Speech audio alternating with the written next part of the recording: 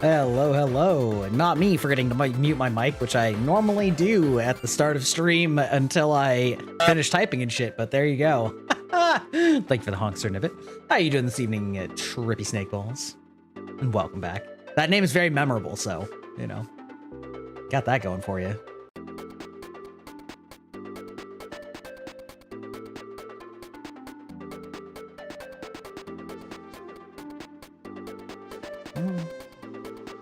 I'm just saying, Trippy Snakeballs is it's pretty good. Good. You know, sometimes names are a little easy to forget, but that one, it's not. It's not. That's a good one. You got that eye-catching marketing flair, you know?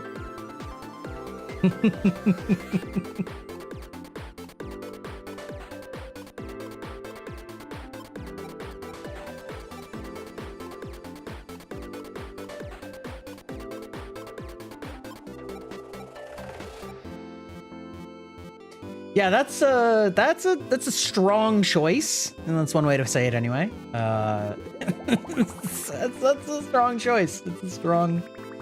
It's very evocative, you know. Very evocative. Ah, sheesh.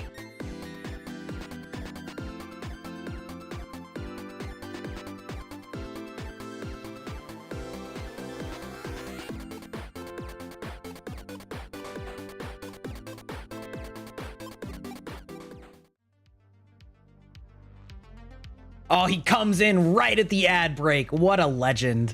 How's it going, you guys? I think all of you actually might be subbed, because I think Trippy got a sub gifted to them at the somewhere in the middle of last stream. So, oh, it's Wednesday. It feels like Friday, but unfortunately, it is not. We still have half a fucking week left. Hell yeah, no ads. I also had some good learnings last time that running ads does not delay your scheduled ads. So because the timing was kind of awkward, I ran some ads manually maybe 20 minutes ahead of when the schedule was going to do them. And then 20 minutes later, the ads were there, and like, you can't snooze them because I already snoozed ads, which is why they got off cycle by 20 minutes. And yeah, so that's a bit of a bit of a Twitch L there, but it's fine. It's fine. You know, we're learning. We gotta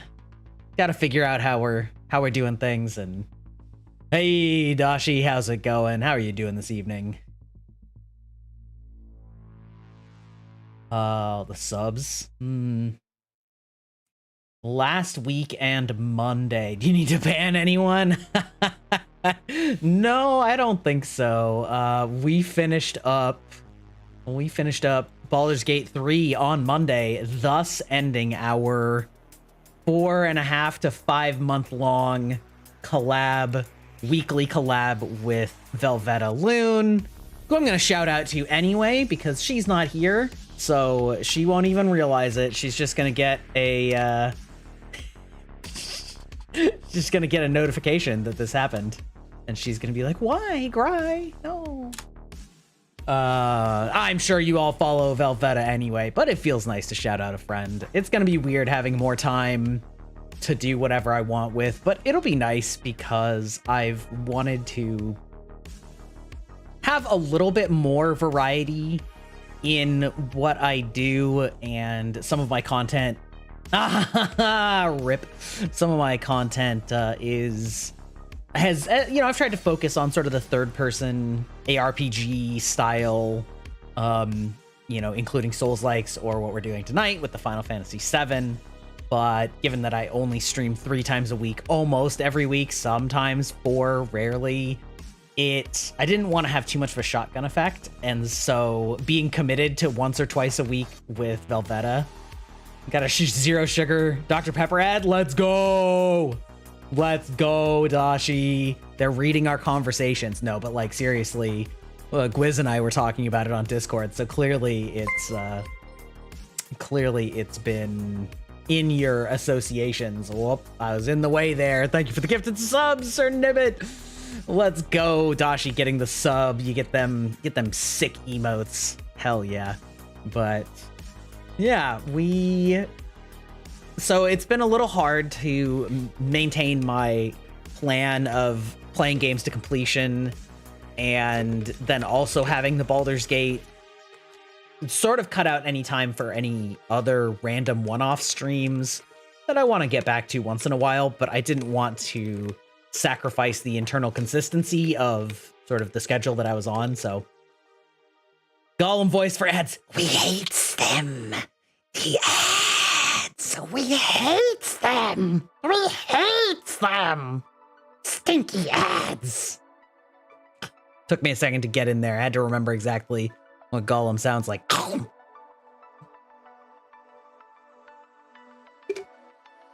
Yeah. Yeah.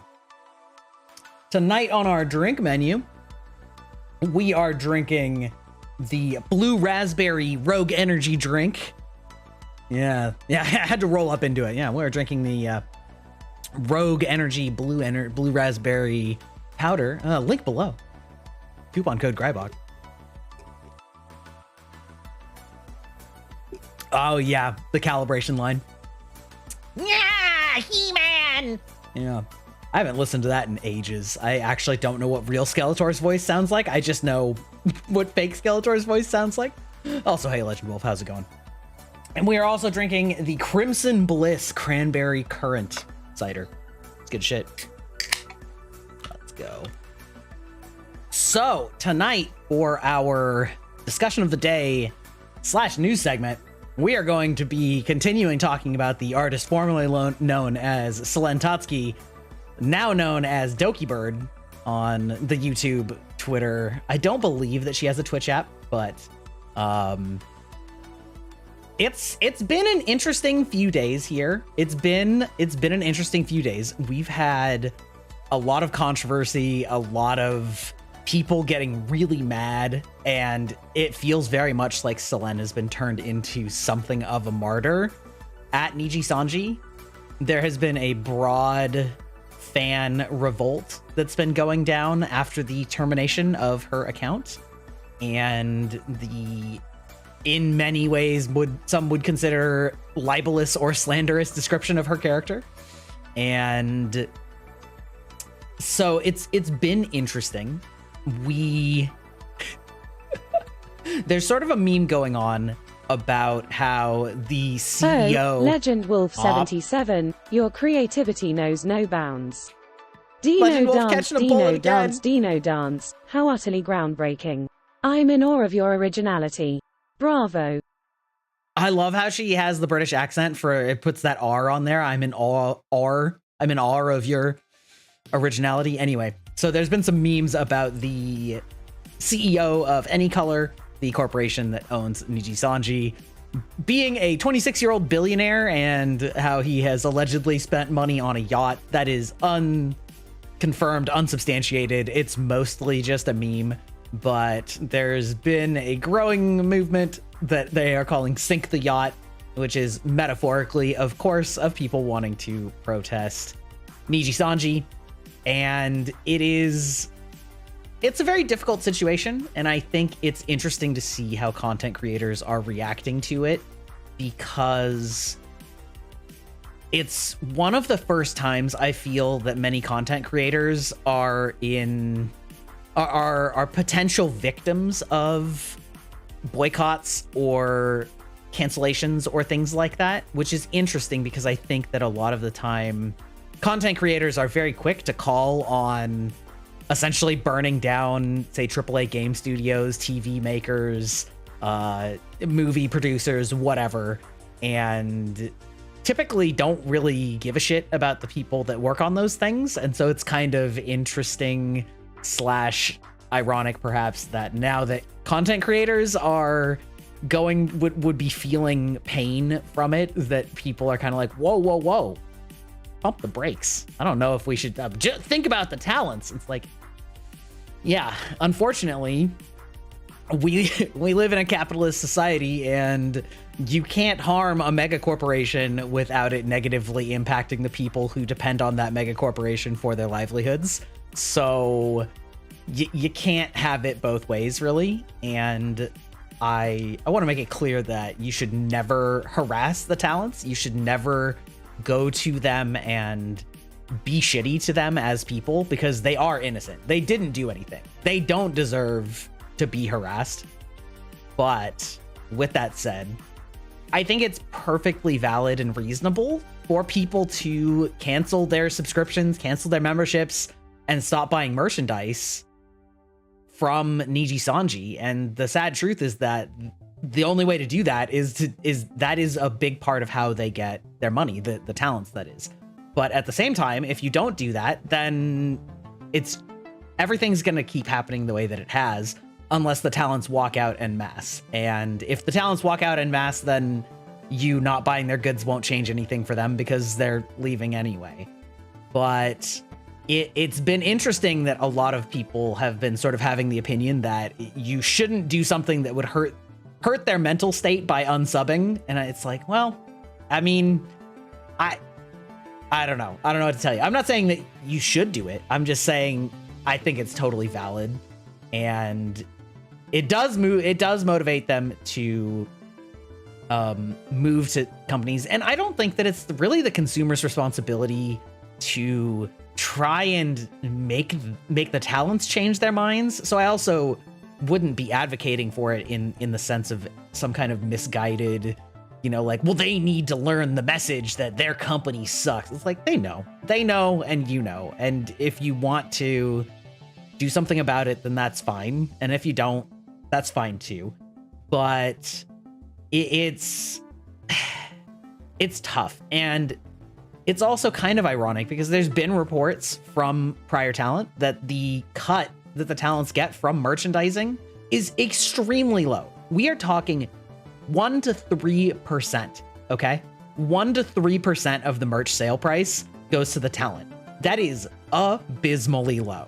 They do not get a ton of money from that. Niji Sanji does. And of course, a lot of that goes to the companies that are making it as well, right? Much like, every step in the ladder has to get cuts, but 1 to 3% is abysmal. And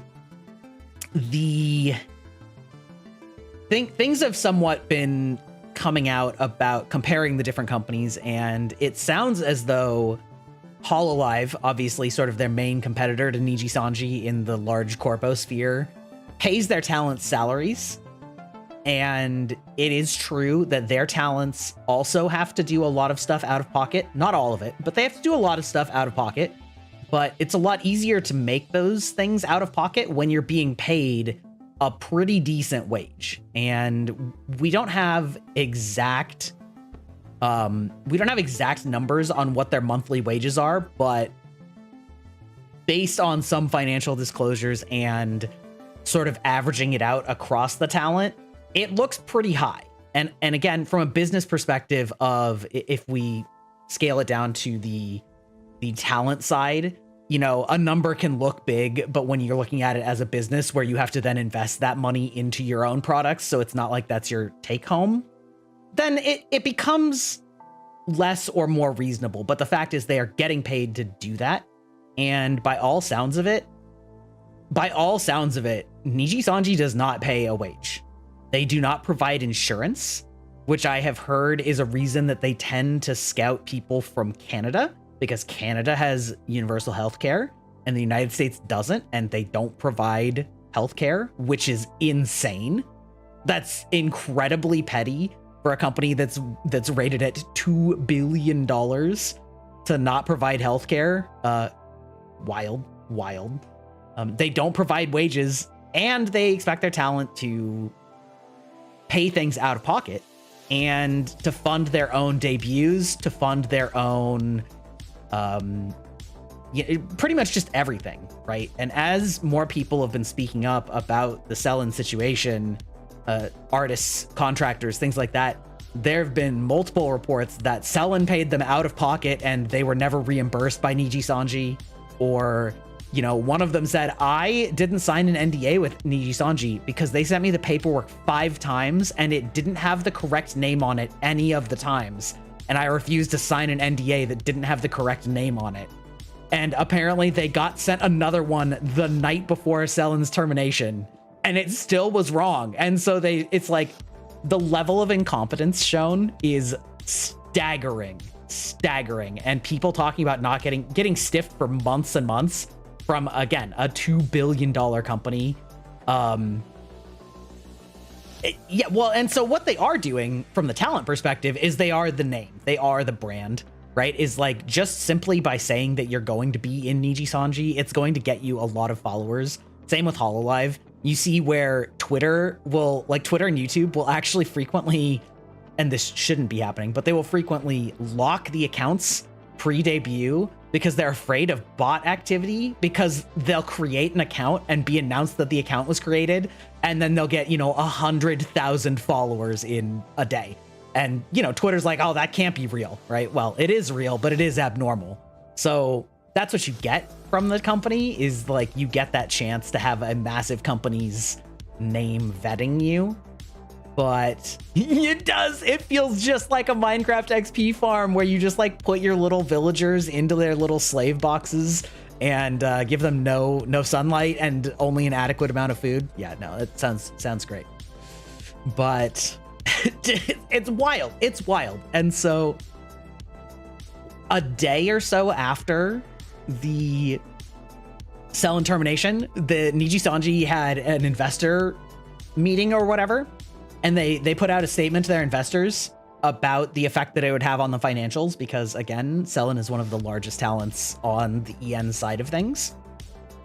The output was 2 sentences. The financial disclosure was 2 sentences. It was on February 6th or whatever it was. Yeah, on February 6th, we have terminated Selen Tatsuki from the Niji-Sanji EN branch. The fiscal impact will be negligible.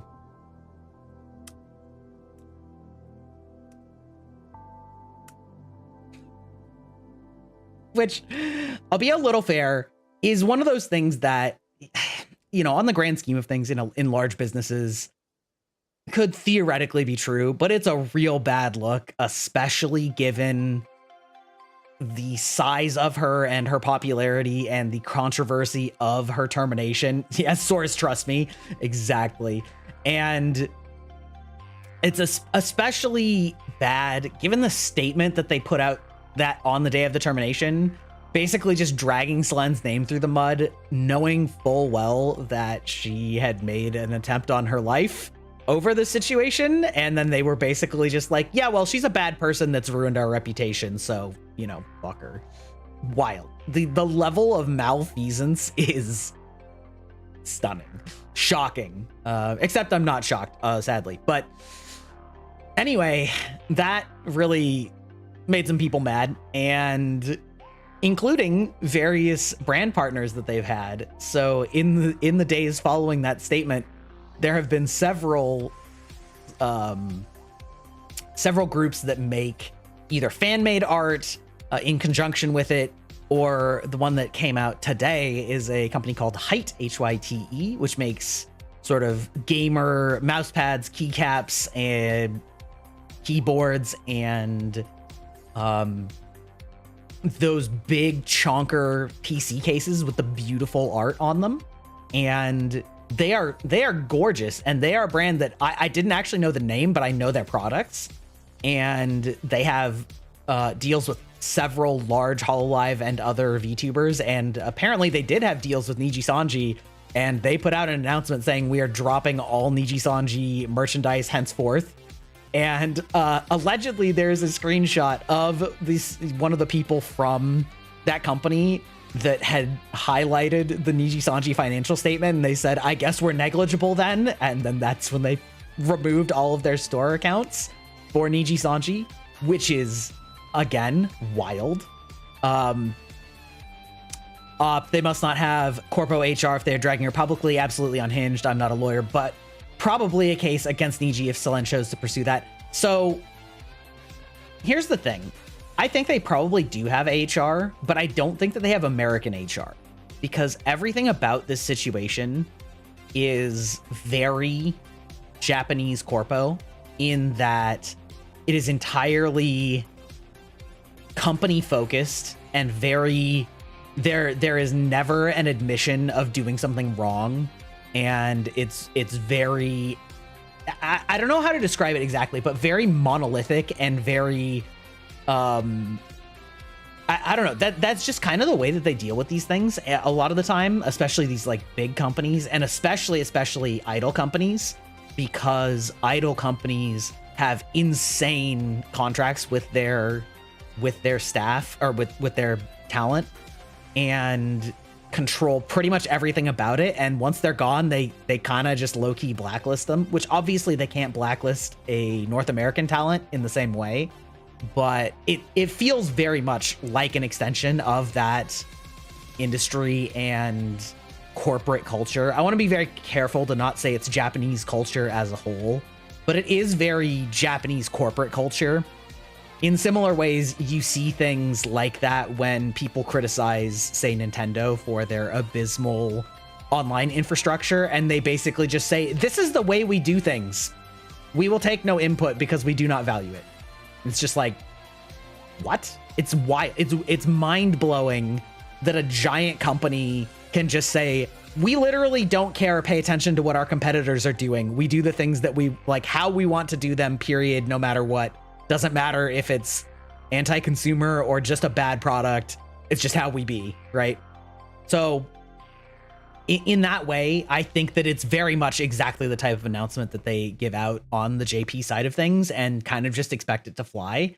And they probably get less pushback in Japan because of the blacklisting aspect, where if you push back, you know, you get into serious trouble. And it actually came up that they, in the termination notice, they said something to the tone essentially that she defamed the company. And I saw somebody comment this, and so I had to look it up.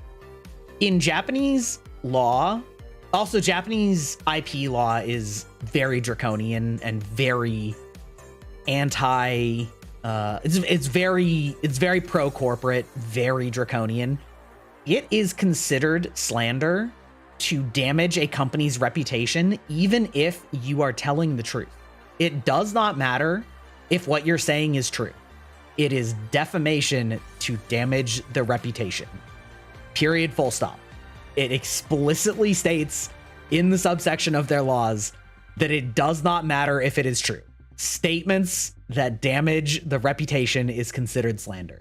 And so when you look at it from that perspective, I guess you can kind of see why their HR department looks non-existent, because from their perspective, they could probably sue her and win, because they're like, well, your statements have damaged us, and it doesn't matter that what she said was true.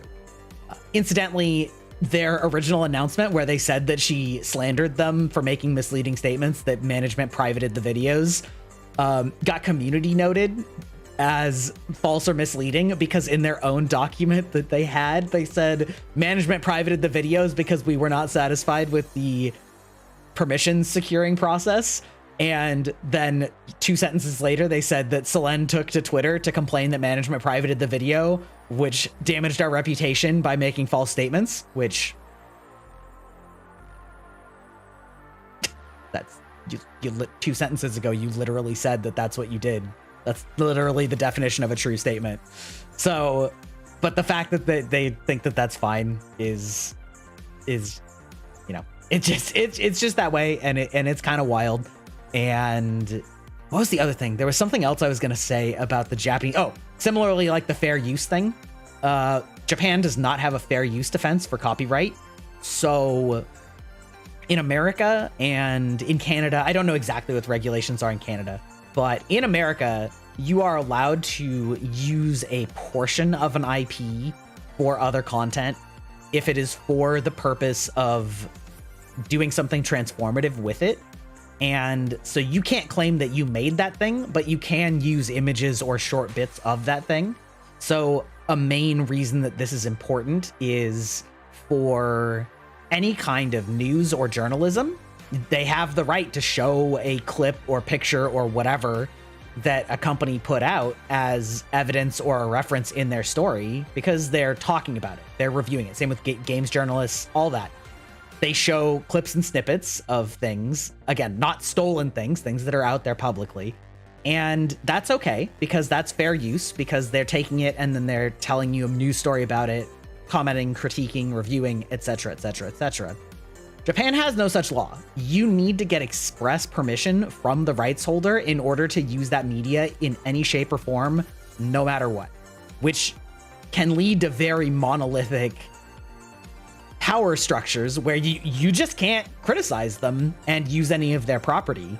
And so there was actually a fairly large controversy maybe a year and a half ago between two of the major VTubing news YouTubers, False ID and Kyo, where they talked about Niji Sanji information.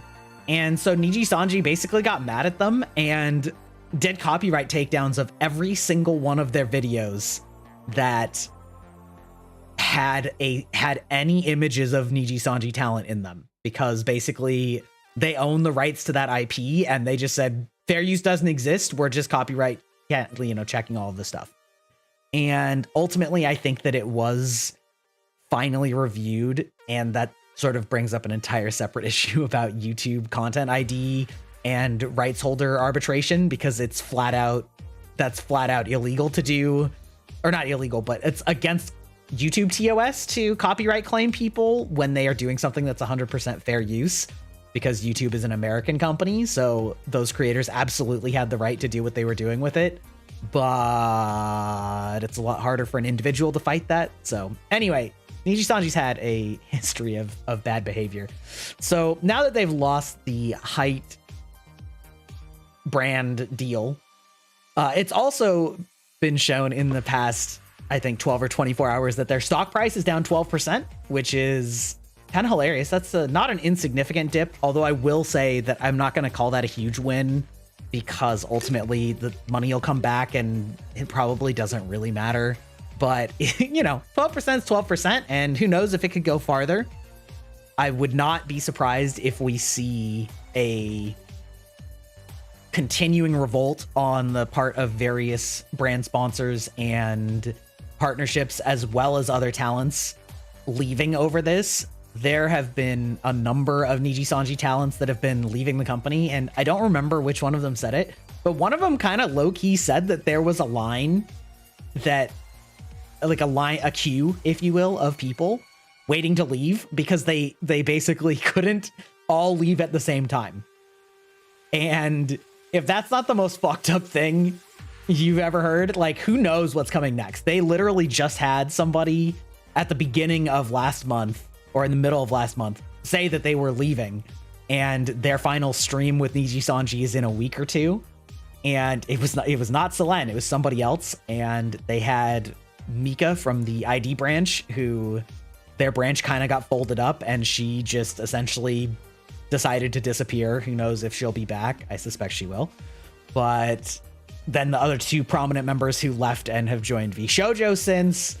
And now with this Selen termination, I could easily see it being a catalyst for other talents to just say enough is enough and fuck this noise. So it'll be really interesting to see what's coming down the pipe for them, because that's a yikes. It's not a good look for them, and they're clearly massively persistent problems. That is true. Now, I will say, I don't have a backup statistic for this on hand, but according to our friend Alara, apparently the EN side only makes up like 20% of the financial side of Niji Sanji, which, granted, 20% is a large number, but that is actually a number that probably could be written off if they really had to, which is, again, wild. And it's, but anyway, there were a few things that I wanted to leave off on before we move back into the game. But Selen, now under her former identity of Doki Bird, has now crossed 300,000 subscribers on YouTube since this debacle came out a couple days ago. I believe beforehand she had maybe 40,000 or less from before she had become Selen, and she did her first stream tonight a couple hours ago, 2.5 hours ago, as of the time of this recording. And her first stream in several years. And there were 130,000 people watching live. 130,000 people watching live, which is insane. That is bigger than a brand new HoloLive talent debut, which those are very big. Often those hit up 80, 90, 100K. That is insane, especially because she's not monetized. It's actually hilarious because I believe she was a Twitch streamer before, not a YouTube streamer. Exactly. And I believe she was a Twitch streamer before. So Niji Sanji members stream on YouTube, not Twitch. And so I think that her channel was just very small. And so she's not even monetized, which is hilarious to have an unmonetized channel, have 130,000 people watching. But during that, she dropped some bombs. Actually, before that, she tweeted out she has obtained a manager, apparently a well-known behind-the-scenes manager as an indie now. And she said, I will read this, I quote, "I cried when they told me I shouldn't have to fund my own projects and that sponsors can actually help with that. They are a really good manager, well-known behind the scenes. I told them I'll only hire them if they can provide me 3 things that I want. And one of them was a PC sponsor. And they said that should be possible." That's, I'm gonna say it. That's not a big ask. Those are some pretty bare bones, pretty minimal requests to have. Can I have sponsorships and not have to fund everything myself? And yeah, they said, yeah, that's fine. Okay. So bringing us back a little bit to the Doki Bird's first stream, she was talking about her discussion with her manager on stream just a couple hours ago, and they were going over her financials, and she did not turn a profit last year. She did not turn a profit because she had to fund all of her own projects and was not able to accept direct sponsorships because she belonged to an agency, and the agency's payout for things was so bad. And do you know how much money that was? Because she said it straight up.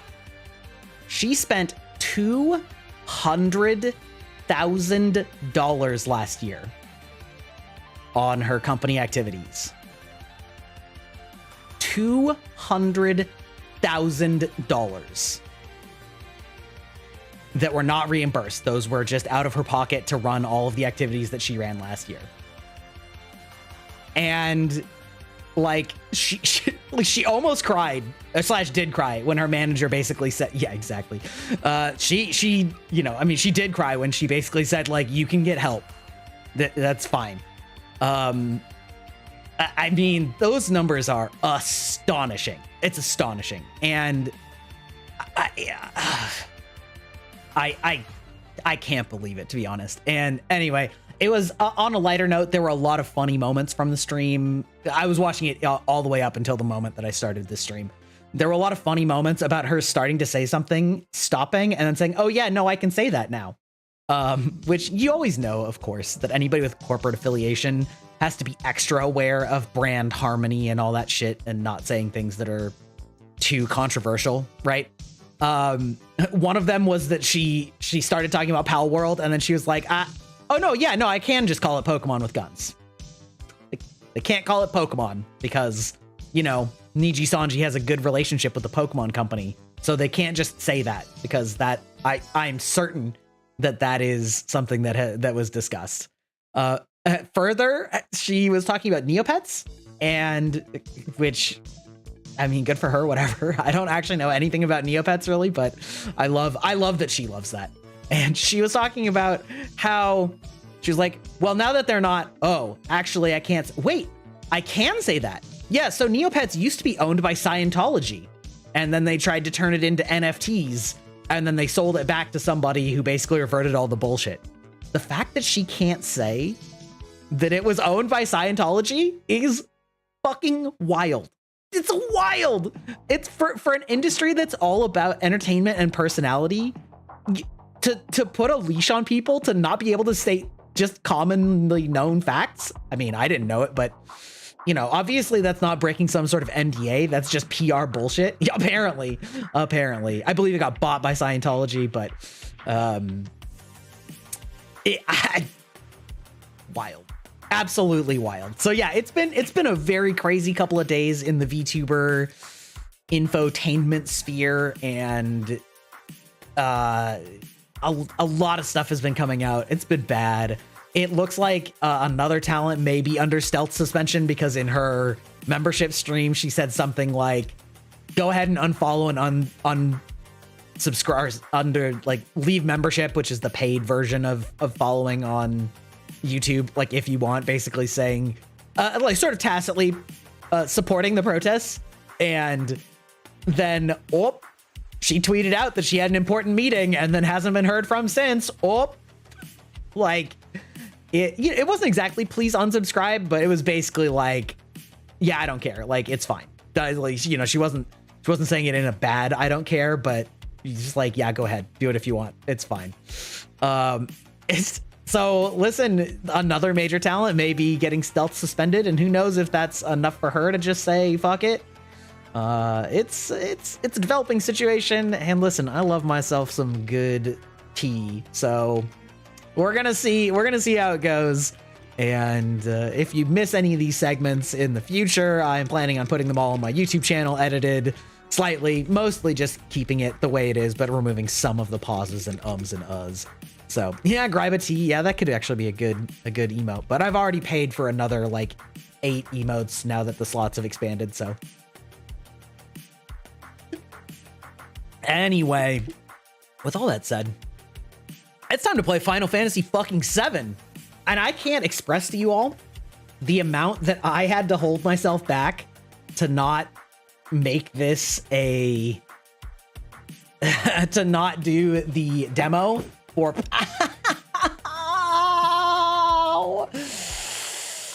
Ooh, I just stubbed 3 of my toes on a 150-pound solid oak desk. Ow. Okay. There's like a bar that goes underneath it that I use to like rest my feet. You know, a huge L that I use to rest my feet. And I put my foot up to push myself back a little bit from the desk just for spacing, and absolutely just kicked it straight on.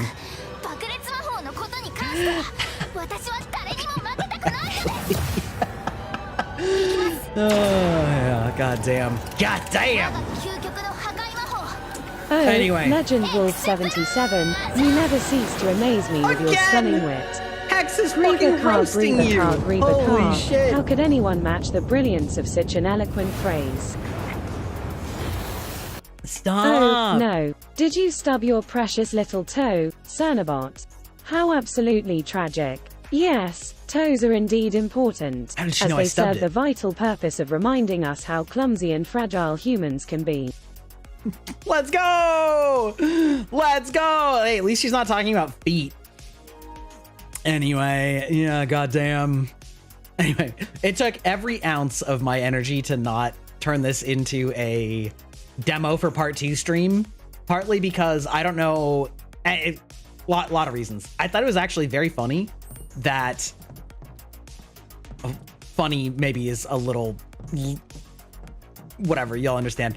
In the hour leading up to the state of play demo for it, where they were revealing all of the new systems and stuff that they're putting in, they had some sort of pre-show content where people on IGN were doing speculation type stuff about what might be coming in the demo, reviewing some stuff from the final game, and they straight up were just talking about the big major plot twist from the end of disc 1 in the original, which, to be fair, I'm going to talk about and have talked about, but it's kind of wild knowing that there's a young enough audience, a cohort of a sizable margin, that actually legitimately may not know what that big twist is.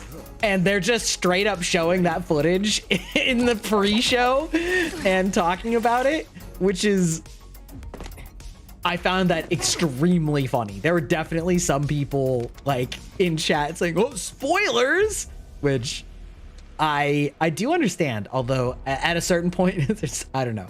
It's one of those things that's difficult because knowing that it's very culturally relevant, I just assume that everybody's seen it or knows about it, but clearly they didn't. Yeah. Yeah. Millennials acting like boomers. It is true, because it's a little hard to separate out, right? Because it was such a huge cultural milestone at the time that I think a lot of people our age just haven't really thought about the fact that even though it's a huge cultural monolith, part of the reason it's a cultural monolith is because older demographics are where the money is in video games, whether that's buying games for their kids or buying games for themselves.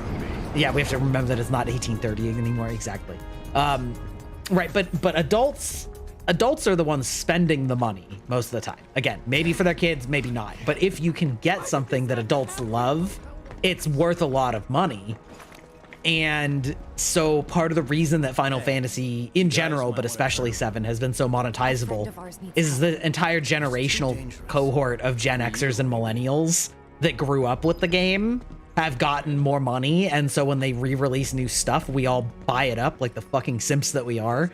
And so it's easy for us to not remember that it's popular because we are keeping it popular, but that doesn't mean that it is all known by the younger audience. And so it's a very weird sensation, I think, that I actually remember this happening with Titanic, of all things, the movie, the James Cameron movie with Leonardo DiCaprio and oh my god, Kate Winslet.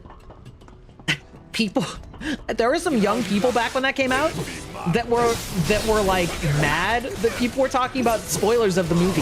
The spoilers being that the ship crashes. It's a real life historical event that really happened. Right? Like, so obviously I don't expect that everyone knows the history of Final Fantasy VII, but there is a certain level of kind of hilarity with historical events, either real world or ones that are sort of known to a degree, that it's like, well, the spoiler is that it came out 30 years ago, 20 years ago, I don't know what to tell you. Obviously, if somebody says I never played the original, I don't know anything about it, then like, yeah, don't go in and spoil it. But it is sort of a weird point where there's been an FF7 teaser for every console since the PlayStation 1, Yeah, exactly. Yeah, and I think calling it a statute of limitations on spoilers, I think, is a perfectly good way to put it, because it's true, but it's also understandable why people have no fucking clue, Even my wife, who I have indoctrinated into basically all of my favorite video games and franchises now over the past many years, she didn't know or remember. I'm sure she heard it at one point, but she fucking forgot and was taken aback by it when she was playing the original. Connor, Sea-Dog VA, not bad, played it for the first time on stream a month ago, and he didn't realize that it happened, and it kind of triggered a core memory that he sort of knew in the back of his head maybe, but he didn't know what or who or when or any long-term story relevance of it. So there's definitely a huge market that actually has no idea about it, which is it's something. You don't know it, it's your own fault. Yeah, exactly. Yeah, it's true. We also don't know what is going to happen in this game. Yeah. Well, yeah, because the thing with the IGN is they were speculating on things that happened at the end of this game. Most pointedly, the final words that we hear from Sephiroth in this game, which I will probably talk about too when we get to it. Oh yeah, I just gotta bear it because fuckers. There is some pretty decent speculation on what some of that means, and the only way to talk about that speculation is by talking about what it has to do with. So, yeah, it's tough, and to some degree, this is what the Final Fantasy VII creators have written themselves into this corner, because they're the ones that made a game that is and isn't the same as before. So, yeah, there's that too. There's that too. There's that too, for sure.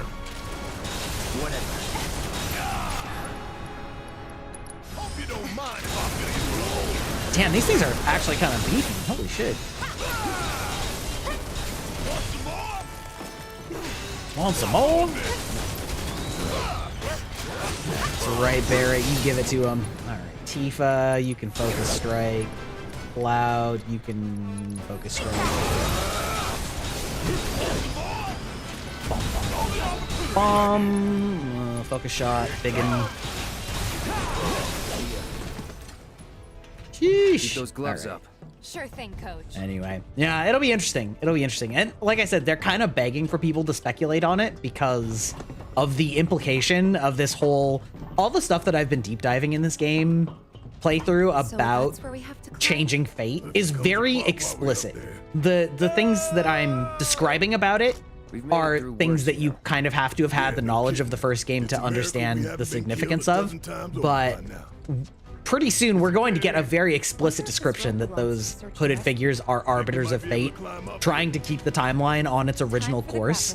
So it is literally the plot of this game adaptation. So it's kind of difficult to discuss any of those things without just remember, we can't come back down. Acknowledging what may have changed. Interestingly also, a lot of people are getting introduced to this series with the remakes, and there is a character that is shown at the very end of this that was shown much less explicitly in the original and was much more of a bit part. He was significant to the narrative, but not in terms of his character interactions, but because of his impact on the other characters' stories. And so there's an entire prequel game, Crisis Core, made about that character that was on the PSP. And so there's a lot of people that, and Crisis Core also got a remaster in maybe a year or less ago, maybe in the last 8 months. After this game came out, obviously, before part 2 is coming out. So there's a lot of people that are getting into Crisis Core for the first time, but the ending of this is directly showing a scene from the ending of Crisis Core that was not in the original Final Fantasy VII for obvious reasons. So it's a very weird and interesting situation that they're putting themselves in with regard to like spoilers and the right order to watch things or play things. I think ultimately at the end of the day, it's not a huge deal either way. That, you know, it's not gonna like ruin things, but it is interesting that the order that they've released these things is, you know. Say goodbye. Ooh, see, okay, so crossover between consoles, I actually don't like that much because a lot of people don't have the portable consoles. And so then you start getting into these awkward situations where your story starts referencing things that are arguably a side story that people didn't play because they didn't have a separate console for it, which is entirely how Kingdom Hearts got into the situation that they're in, is they released 2 or 3 games on different mobile and handheld consoles in between Kingdom Hearts 2 and Kingdom Hearts 3. Because it was like Kingdom Hearts 1, and then a Game Boy Advance game, and then Kingdom Hearts 2, which referenced it a little, but like not that much. And then I think there were 2 more different handheld games on 2 different handheld consoles. And then Kingdom Hearts 3, and Kingdom Hearts 3 assumed that you played all 3 of those handheld games on 3 different consoles, which is fucking wild when you've got numbered entries that assume that you played 3 games in between 2 of the numbers. It's insane.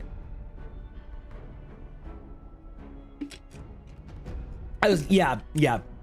It's like Star Trek, but I mean, in many ways, I would also say it's kind of akin to the difficulty with Star Wars, where Star Wars, or maybe even more appropriately, Fate, where they've released things in a different order than chronological order, but then they released different adaptations of those in yet a different order, and so then you have people that are the purists of chronological release order, and then you have people that are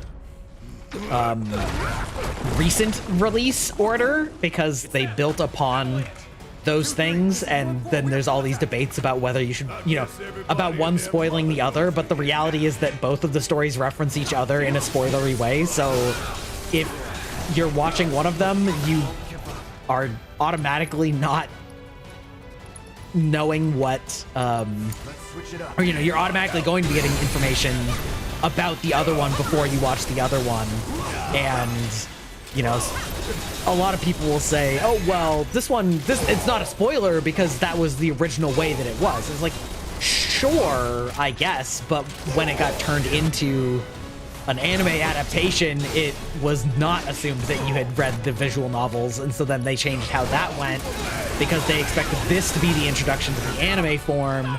So in a sense, it is a spoil. Like, it's wild. Fade outside of the ufotable show. Oh, true, but I mean, I'm talking about Zero and Unlimited Blade Works.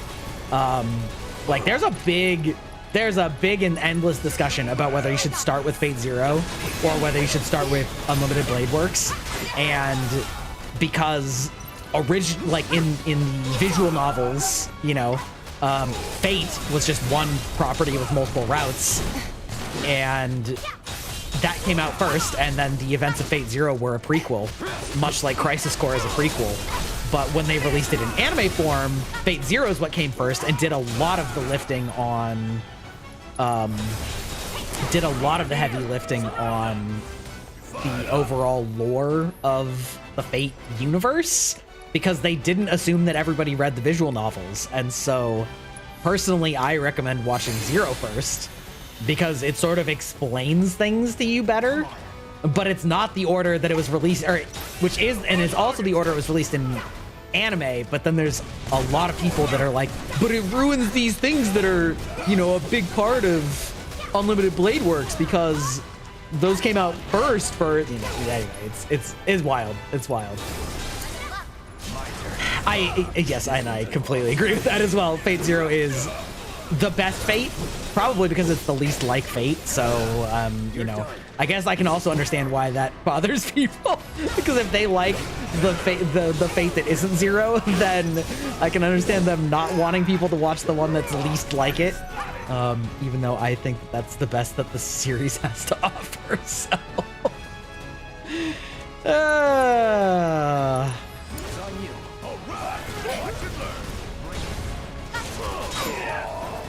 got him. Oh, sir? All right, hold on. Oh, these guns actually kind of hurt.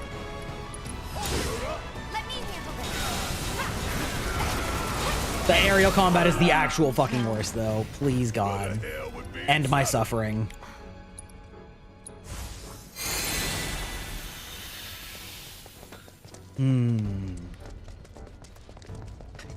Well, we're gonna get a view. I was gonna say let's take in the view, but we're gonna get a view up top anyway, so we don't need to look at the view the entire time.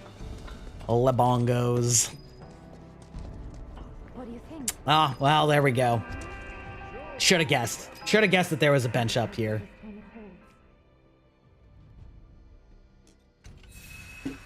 Ah. Bow, wow, wow, wow.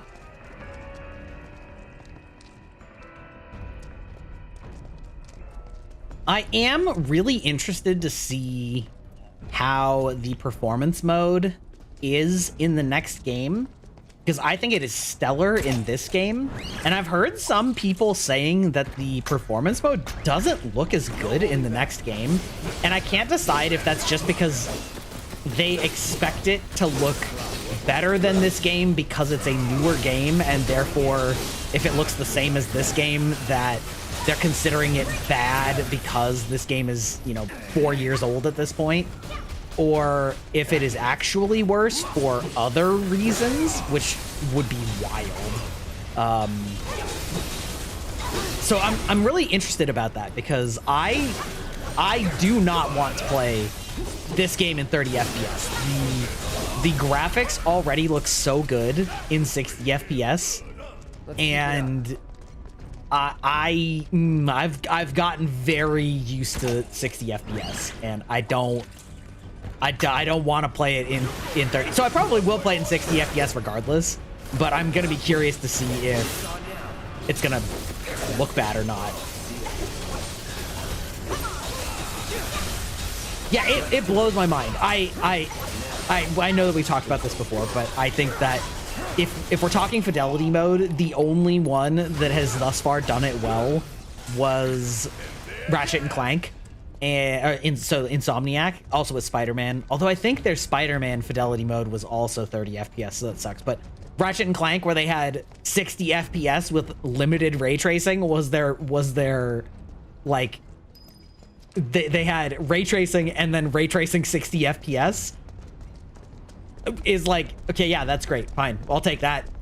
Like, it's less ray tracing, but it still gets to take advantage of it and still be 60 FPS. Hell yeah, give me that. Oh, Devil May Cry, yeah.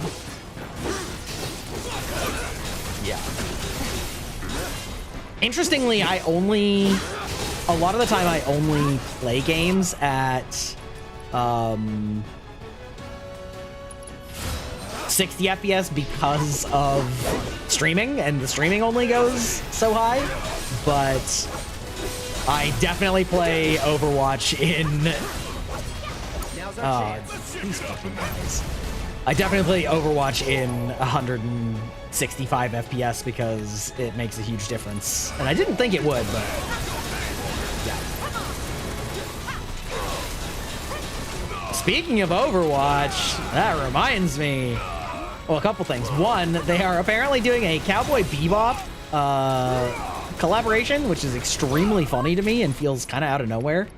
But two, they have a lot of big changes coming next season, and it's going to be really interesting to see how they turn out, because I don't know. It's Overwatch, I feel like, has been in a bad state for quite a while overall, and they... Tracer? What about Tracer? We're all going down. Yeah, right. True about being a Microsoft property. They're rebalancing. Oh, you heard the VA got fired? Oh, I did not hear that. That's interesting. Well, laid off. They are making some very large systemic changes to the game. Allegedly, they are going to be increasing the hit points of a lot of squishier characters and sort of trying to make it a little bit more brawly and less one-shot killy, which is going to be very controversial. I can tell you that right now, because there are two very different audiences that like different things in FPS, and there's a crowd that loves high lethality, and there's a crowd that loves a little bit more live tactical ability-based combat. And personally, I actually favor that second one more, because I just don't find it... I don't find it that fun to have mechanics that encourage you to camp and lurk and turtle, because if you just need to shoot them once and they die. And so Overwatch sort of got into a place where the only way to kill things was by one-shotting, because healing got so strong and tanking got so strong. And so it sounds like they're probably going to be reducing healing and increasing hit points, but also giving everybody a mild self-heal after 5 seconds of being out of combat, which will take some pressure off of the yeah, you'd rather keep playing. Take some pressure off of the healers, and probably they will try and make the healers a little bit more focused on doing damage and passive support, which I think is actually fine, because most people don't actually like heal botting in Overwatch, and if you are heal botting, a lot of the time you're actually playing suboptimally because healers have so many strong abilities that are not heal based. But of course, the problem is that like lower elo players will then get mad that they're not getting healed, even if objectively they probably shouldn't be getting healed. But that doesn't matter because if then they get tilted, and it's a very complicated thing. So it'll be really interesting to see how it turns out for people, and if the non-healers are going to learn that they're going to have to actually change their tactics or not. Now, sir, could you not? Tifa is precious and must be protected at all costs. So it'll be interesting to see from that perspective. And yeah, I don't know. It'll be interesting. I think that the overall move to 5v5 was probably for the best, but I also feel like they didn't actually finish balancing and reworking things for it because, well, I don't know why, but honestly, I don't know. It's the problem is there's nothing like it, you know? There's nothing quite like Overwatch on the market. And so for better or worse, if that's the style of game you want, it's that or bust. And so for me, it's that, even though I get frustrated with some of their decisions. You know, like if you really like Valorant, but you're getting tired of Valorant, you can play CS or vice versa. Or if you really, you know, or honestly, you know, yeah, things like battle royales, you've got various setups on that are similar enough that they transfer skill sets and whatnot, but there really isn't anything quite like Overwatch. Go back to Apex, yeah. All right, we got ads. I'm gonna finish this fight, and then I will take my quick little bio. We'll be right back, and then we're gonna have a boss fight in just a second. So it's actually pretty good timing. Be right back, folks.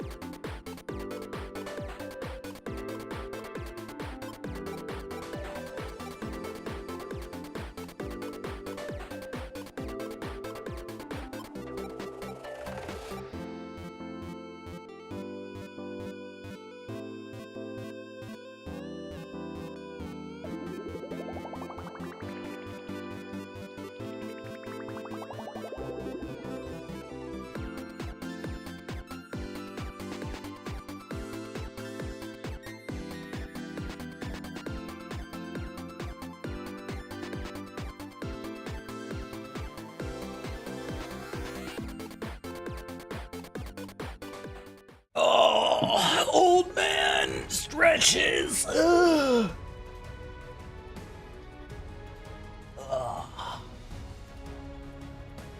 Ooh. Oh, that's right. Thank you. Oh my god, dude. I was talking to my editor the other day. I don't remember. Oh, hey, Gwiz, how's it going? Oh, we were talking about how I used to do a podcast, and my editor is much younger than me, and so, you know, he makes jokes about me being an old man, which I encourage because it's true. I am an old man, but I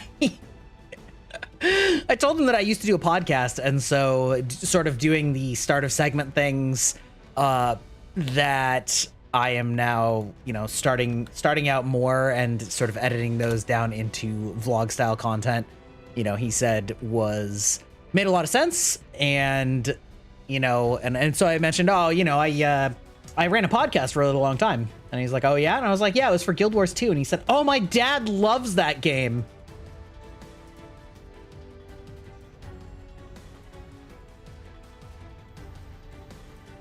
I was just like, stop.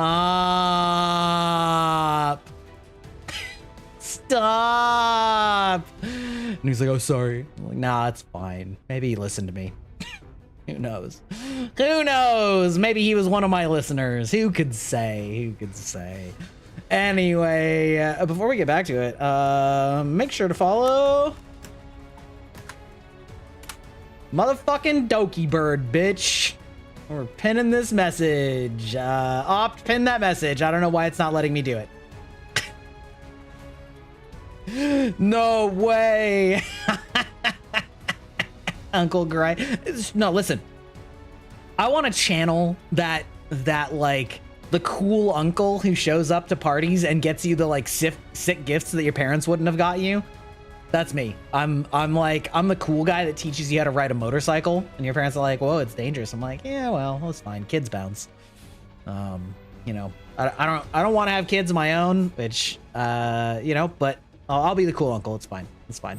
Cool uncle, not the creepy uncle, to be sure. To be clear. The gaming grandpa. Yeah. Yeah. That's me. How you doing this evening, Gwiz?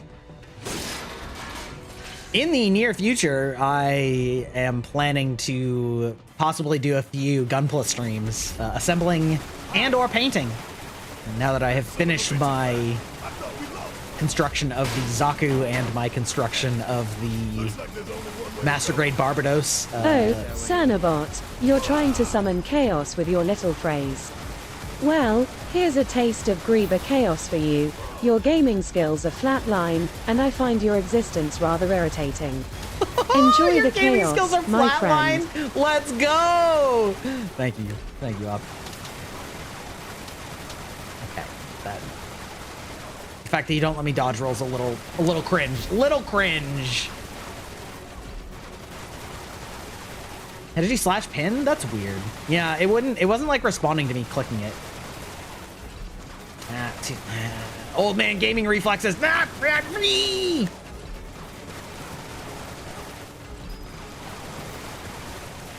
Yeah, hello? There's a game? Oh my fucking god. Okay, listen. That is cringe, game. That is cringe that you didn't let me use the camera. Pathetic. Maidenless. Oh, fuck. Well, that's not optimal. Oh, Gwiz, how could you do this? I'm right in the middle of a fucking fight. It's not a boss fight, though, so... welcome to Grybox stream. That uncle that teaches you all the bad things that you're not supposed to know about. Also, I meant to ask Dashi, but maybe you know the answer to this. I can't believe you've done this! You've made me gremlin Grybox! Is that NSFW section on Dashi's Discord actually NSFW and y'all are just cowards, or is it an NSFW memes channel? Because listen, it's important. Perverted old men must know. Gotta make sure I stay in my lane, you know? We're just cowards? All right. I actually, I had this exact topic come up with a different friend of mine who had a Discord server, and she had an adult channel, but everybody was cowards. And basically that's exactly how she described it, was like, we're all cowards. And I'm like, I'll do it if you do it. And she's like, do it. And then we're the only ones that ever posted anything there. Oh shit. All right. Listen. All right, Cloud, I'm gonna need you to like get this ass off the ground while I'm slide tackling their asses.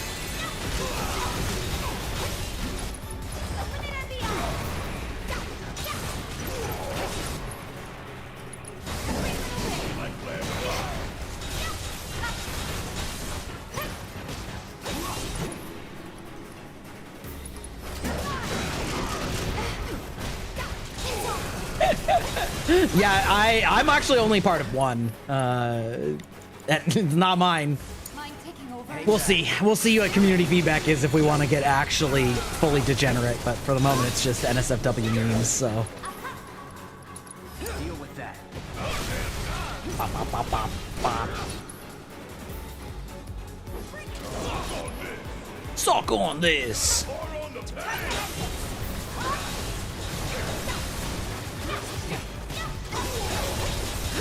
Boop, boop, boop, boop, boop, boop, boop, boop.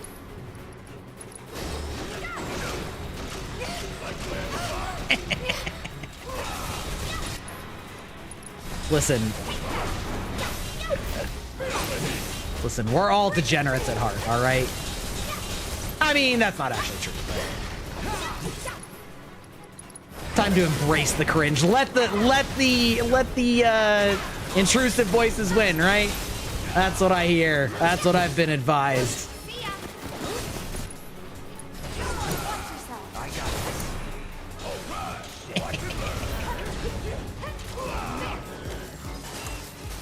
I don't know, man. I can keep a handle on it.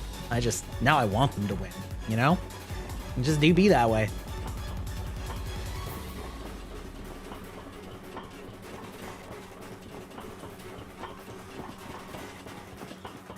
Bum, bum, bum, bum, bum, bum, bum. Take your best shot. I'm ready for you. Keep it tight. I do keep it tight, baby. That's what I always say. No, I do wish there's one deficiency with Mix It Up that I have found, which is that there doesn't seem to be any way to do a wait or a pause command that doesn't force other commands to be stopped. So by that I mean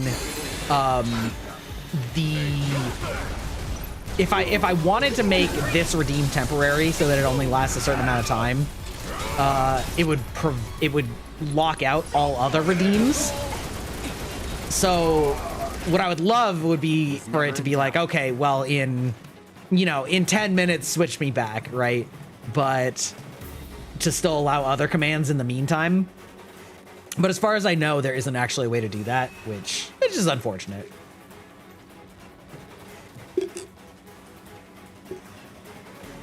I'll have to make a proper Hex Booba command for this form, though. Because I feel like in my ideal world, this would only last for like 5 to 10 minutes as like a forced redeem. But I don't know that I want to turn off all other input for it, you know? I don't know. What do you guys think? Putting me in a jar? How fucking dare you? Gremlin Jara Jara. This isn't even my final form. Ah, here we go. Now we get to see our beautiful, beautiful destruction. Our emotional moment.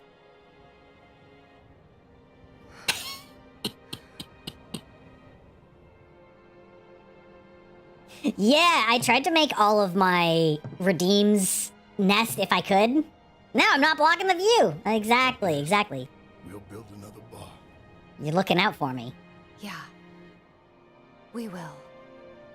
Well, that was some weird You'll help too. texture on her face. Fuck. There's something wrong with me. Anyway, Or a price. Jesus Christ.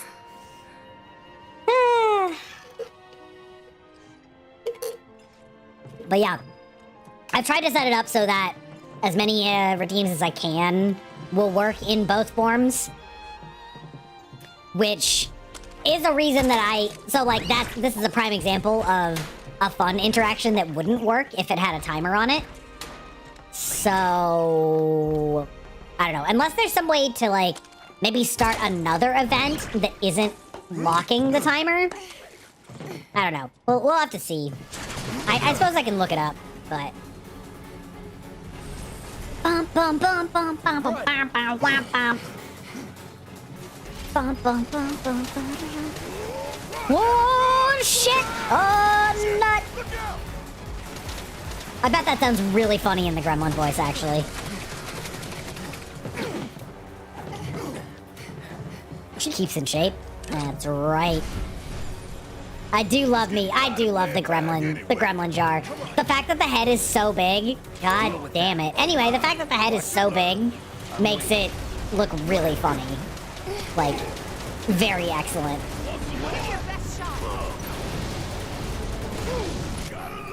Really? My man? Alright, listen. We're gonna do Lifesaver. And then we're gonna do... Steel Skin.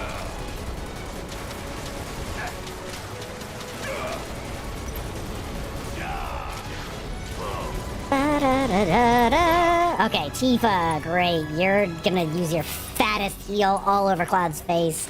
Just absolutely blast him with it. Blast him with those green healing juices, baby. Something, something, the life stream, you know. Actually, hold on.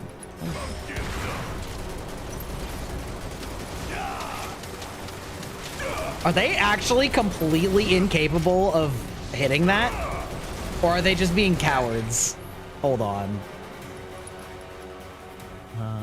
That's Fury. Spells. We'll put a Cure on Barret.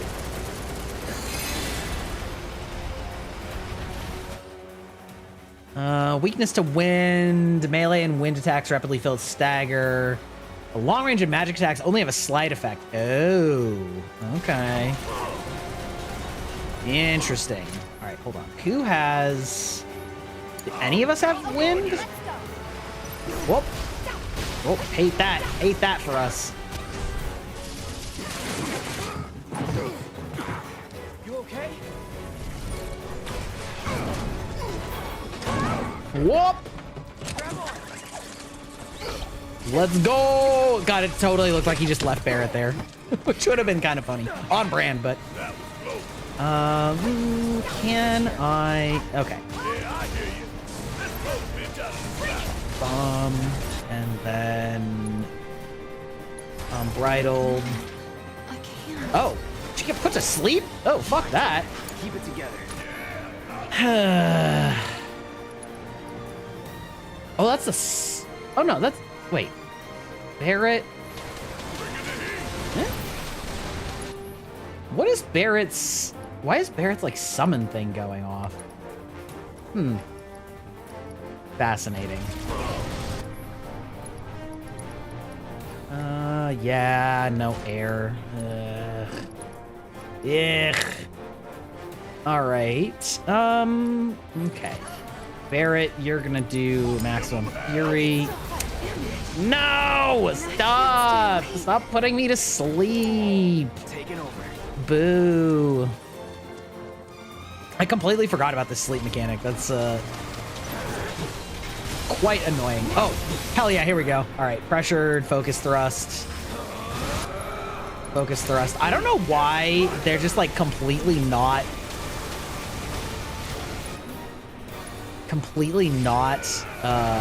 acting when...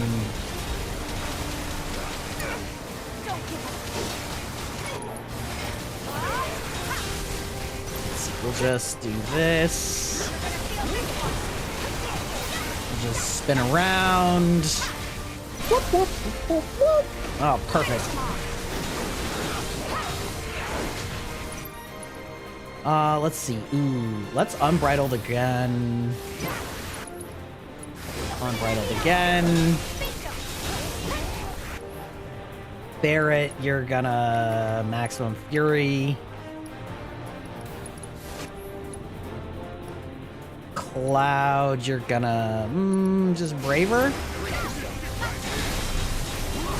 That's pretty good. Pretty good rotation. Cloud, heal quickly. Well, it's not moving. Trust me, brother. What the hell? Oh, okay, okay. I do remember that it had like 2 phases, but I couldn't remember. Oh God. Okay. How about we just run away for a second? It's fine. Don't worry about it. Okay. Spells. We're gonna also cure Barret. No need to panic. Doop doop doop. This fucking tech of the like slide tackling is so funny.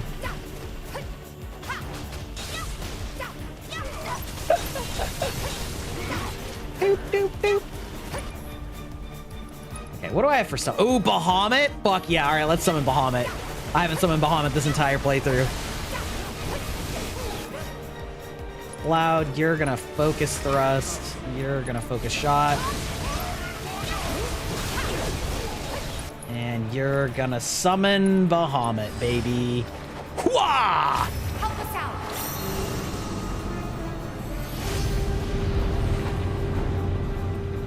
Fuck yeah, baby. Let's go! Big Dick Daddy Bahamut. Whoop. Oh, God. All right, all right, all right. Oh, wow. That... All right, I have no idea what actually happened there.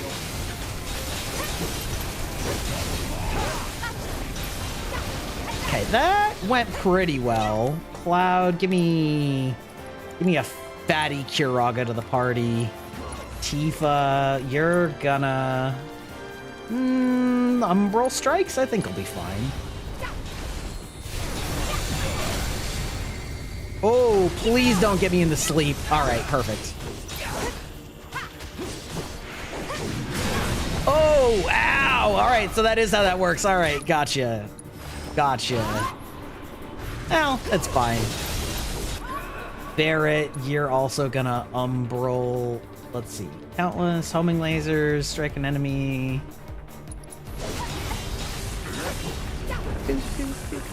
Oh, oh, we're phasing through. Oh, God. All right. I also do not remember this attack. All right, it's fine. Don't worry about it. Cloud, you're just gonna fatty cure us all again. This fight's not over yet.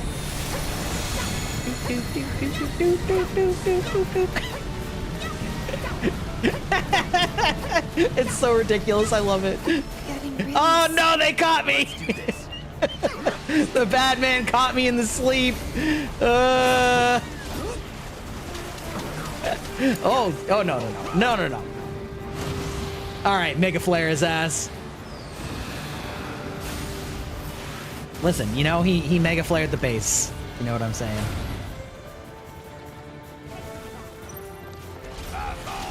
Asshole! See, exactly. We're talking about flared bases and assholes. Like, it's just...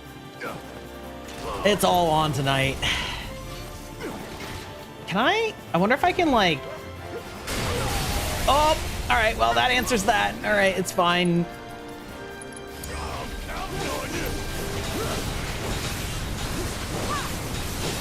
And then if we do True Strike twice... Oh, womp womp. All right. Bum, bum, bum, bum, bum, bum. Ooh, napalm drop. Please stop. Please no.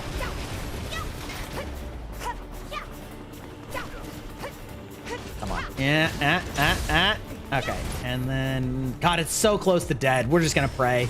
Don't give up. And so I pray. Unlimited blade works. Oh no. Okay. Let's go. We win again. Not that there was ever any doubt.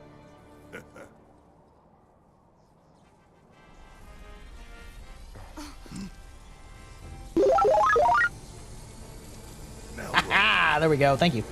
Shit.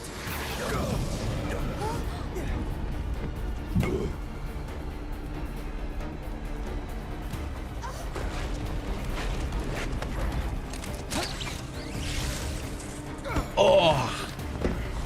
Bum, bum, bum, bum, bum, bum, bum, bum, bum, bum.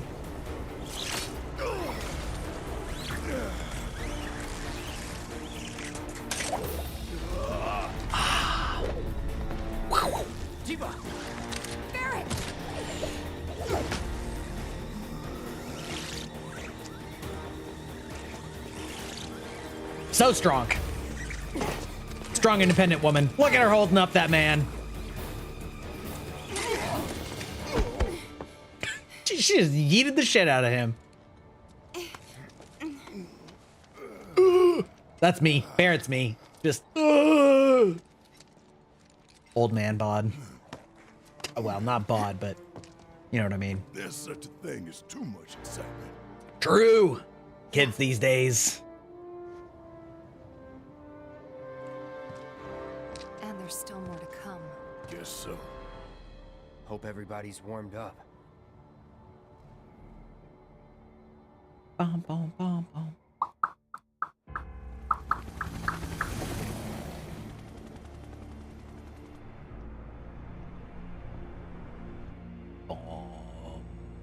Popcorn?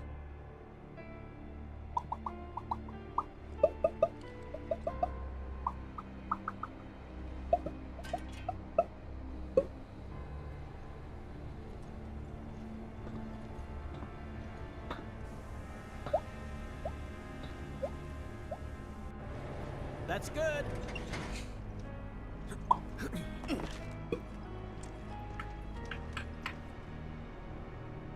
Rolled out the welcome wagon. That's right. Gotta say, I can't help but wonder if this is a lost cause. Well, you know, some lost causes are worth fighting for. True. Let's go. Let's just think this through. So, I got an idea. Frontal assault, guns blazing. Make for a good story. Why'd we bring you along again?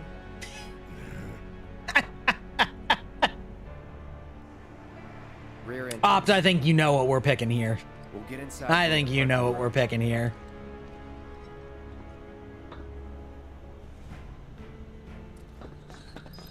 When it comes to it, of course. I think we do have a few minutes because we have to go through the garage first. Security's looking pretty tight. Huh. So they know what they're up against. Somehow, I don't think it's all for us. Could be for Avalanche. Or maybe even Wutai. Can't be True. for Wutai. What about the ceasefire? That only put the war on pause. Bum, bum, bum.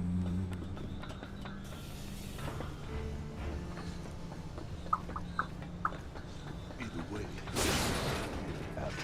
Don't really need to pick those up, but let's just like take in the vibes here real quick. We're here to rescue These Eric, giant remember? reactors We don't need and more pipes attention that than are we're gonna get. like moving We need to be around smart.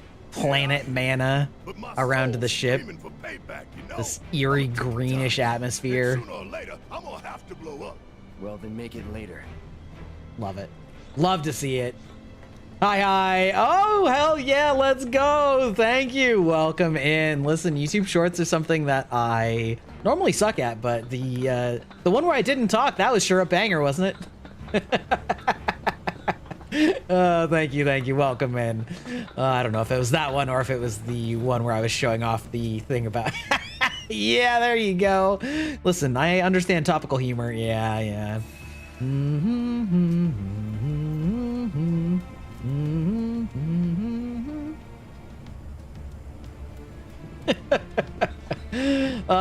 Yeah, it do be that way. Thank you so much. Thank you so much. My voice is always something I've been a little self-conscious about, so it's always nice to hear positive feedback on that. But I am happy to have you here. I'm Greibach, digital vampire. I feed on other digital entities and content instead of blood. Sometimes energy drinks, and by sometimes I mean That's a Shinra truck, isn't it? so much, so much.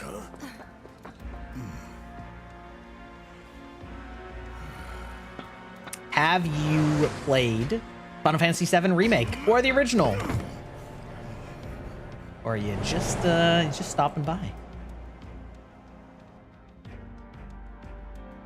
Because we're going full nerd here. We're going full dork.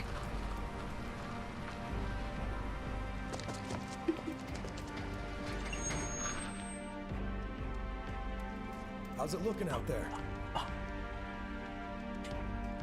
This thing is so short. There is no world in which they don't notice this 280-pound man on top of this car.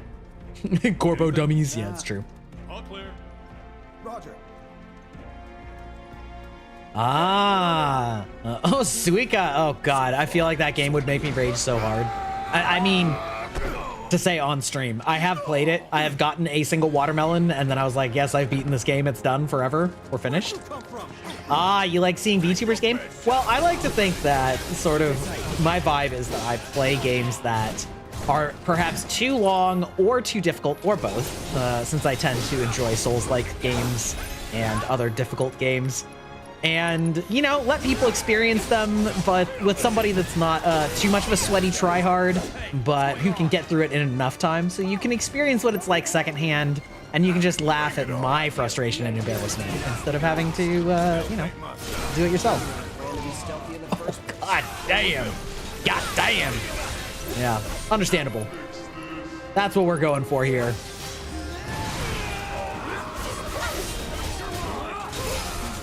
Ow. Woo! Upcoming is the sequel to this remake, which comes out at the end of this month, and I cannot express to you how excited I am.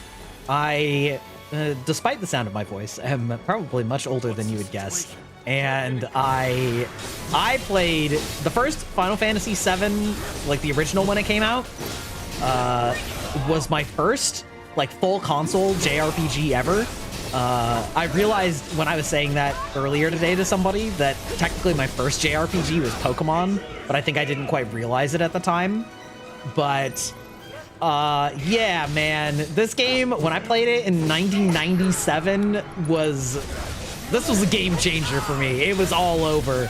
There was no coming back from the story, like the involved story of gaming, and how going from something like Mario to this blew young Grybok's brain. And that couple of years was insane if you actually look back at what came out in the course of a couple years. Damn, 19 whole other century? You're goddamn right. It says elder millennial for a reason. I was born in the last millennium. I know, right? Oh, of course, no worries, Hollow Jedi. I hope you're having a good time. We are enjoying the crap out of part 1 of Remake, and I'm just talking about how part 2 is about to come out. But That's a win. when you look back at that period where we went from Super Nintendo and Game Boy to PlayStation 1 with the first Final Fantasy VII original release on it, and then just a couple years later Final Fantasy 8 and 9, all in like a 3 or 4 year time span, and the jump to 3D games with like Super Mario 64 and all those things, like it was a crazy couple of years in game. Absolutely nutty. Yeah, I really didn't need that reminder of my own mortality. I was in high school during 9/11. I remember a time before. I remember a time when my parents accidentally boarded an airplane with 2 6-inch long dive knives.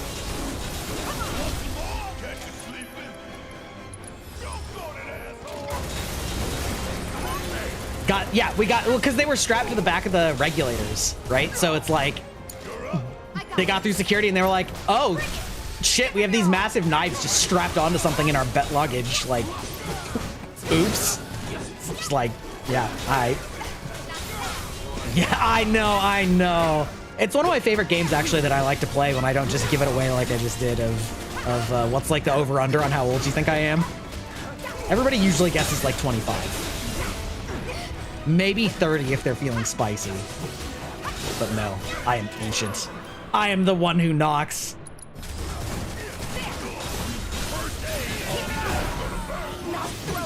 I've been playing FPS longer than most of you have been alive. I know, I'm an old man. Ancient vampire, exactly. But I'm a techno vampire, right? So like, I am ancient in internet years, but I'm not ancient in mythological vampire years, right? But internet years are faster, kind of like dog years and cat years. So like every year on the internet is really like 10 years old. So I mean, I'm hundreds of years old at this point. Ow! Fuck off. I do want to note, chat, back to the lore drop of this part. Bro compared himself to a dog? You're not wrong. I love doggies. But at certain points in the story, this is going to be relevant for the long term. Oh God, I'm getting absolutely annihilated right now. In certain points of the story, people have questioned Cloud, claiming that he is a soldier first class and that they think they kind of like laugh it off sometimes. And I just want to point out that these gentlemen here, these operators that are actually quite difficult and in the end game are soldier third class, which is lower. First class is the highest. So these guys are actually like very strong, and they are, I think, the bottom tier of soldier operatives. So there are reasons for that. And it's not just, oh, did I get it off in time? Woo! Anyway, there are story reasons for that, and we'll get into them as the game progresses a little bit.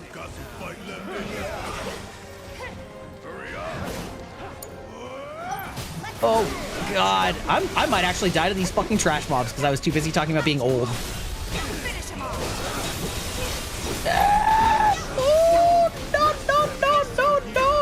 Okay, all right, spells. Raise, Barrett. Get good. Get good? How dare you? How could you say that? My own mod coming after me like this? Jesus Christ. No need to panic. I do need to panic. Cloud, I'm getting absolutely annihilated. My ass is getting reamed, and not in the good way like you want. It is just... It is... like fucking Sideways Friday or something in there. Oh, God, I just got flashbanged by that. All right. The real thing is I need to actually torch one of these assholes. There we go. There we go. Did you just put me to sleep? Damn, dog. Okay. All right. Tifa, you can... Ooh. Overpower? Yeah, there we go.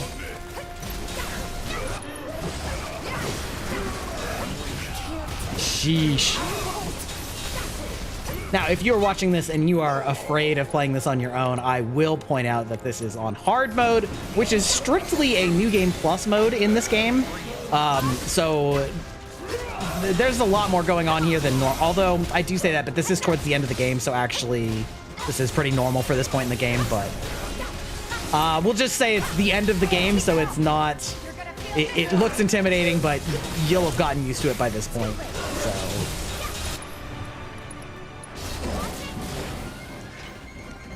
Oh, hell yeah. We love our artists in here. I would be honored. Almost. Congrats on 600. Thank you. Almost. That's right. We're rounding up in this establishment. Yeah, indeed. Thank you so much. It is exciting. It took a while to get here, but you know, things just grow faster and faster the longer that they go. And, you know, some of those YouTube videos are finally getting a little traction. EZ clap first try. EZ clap. Zed, amazing. What are you working on right now for your project? Working on another VTuber or just something different? Home. I mean, she is British. Do you have any idea where they British. might be holding Aerith? I'm thinking a research facility. That'd make the most sense. VTuber fan artist? Oh, well, that's dope. Listen, we love artists here. Anybody I've heard of? Upper floors. Maybe The Brits are silly. Yeah, it's true. That's where you are. Really, it's everyone, though, because they all call it Zed. Baffling. Maybe. Maybe we can use the console at the reception desk to find out.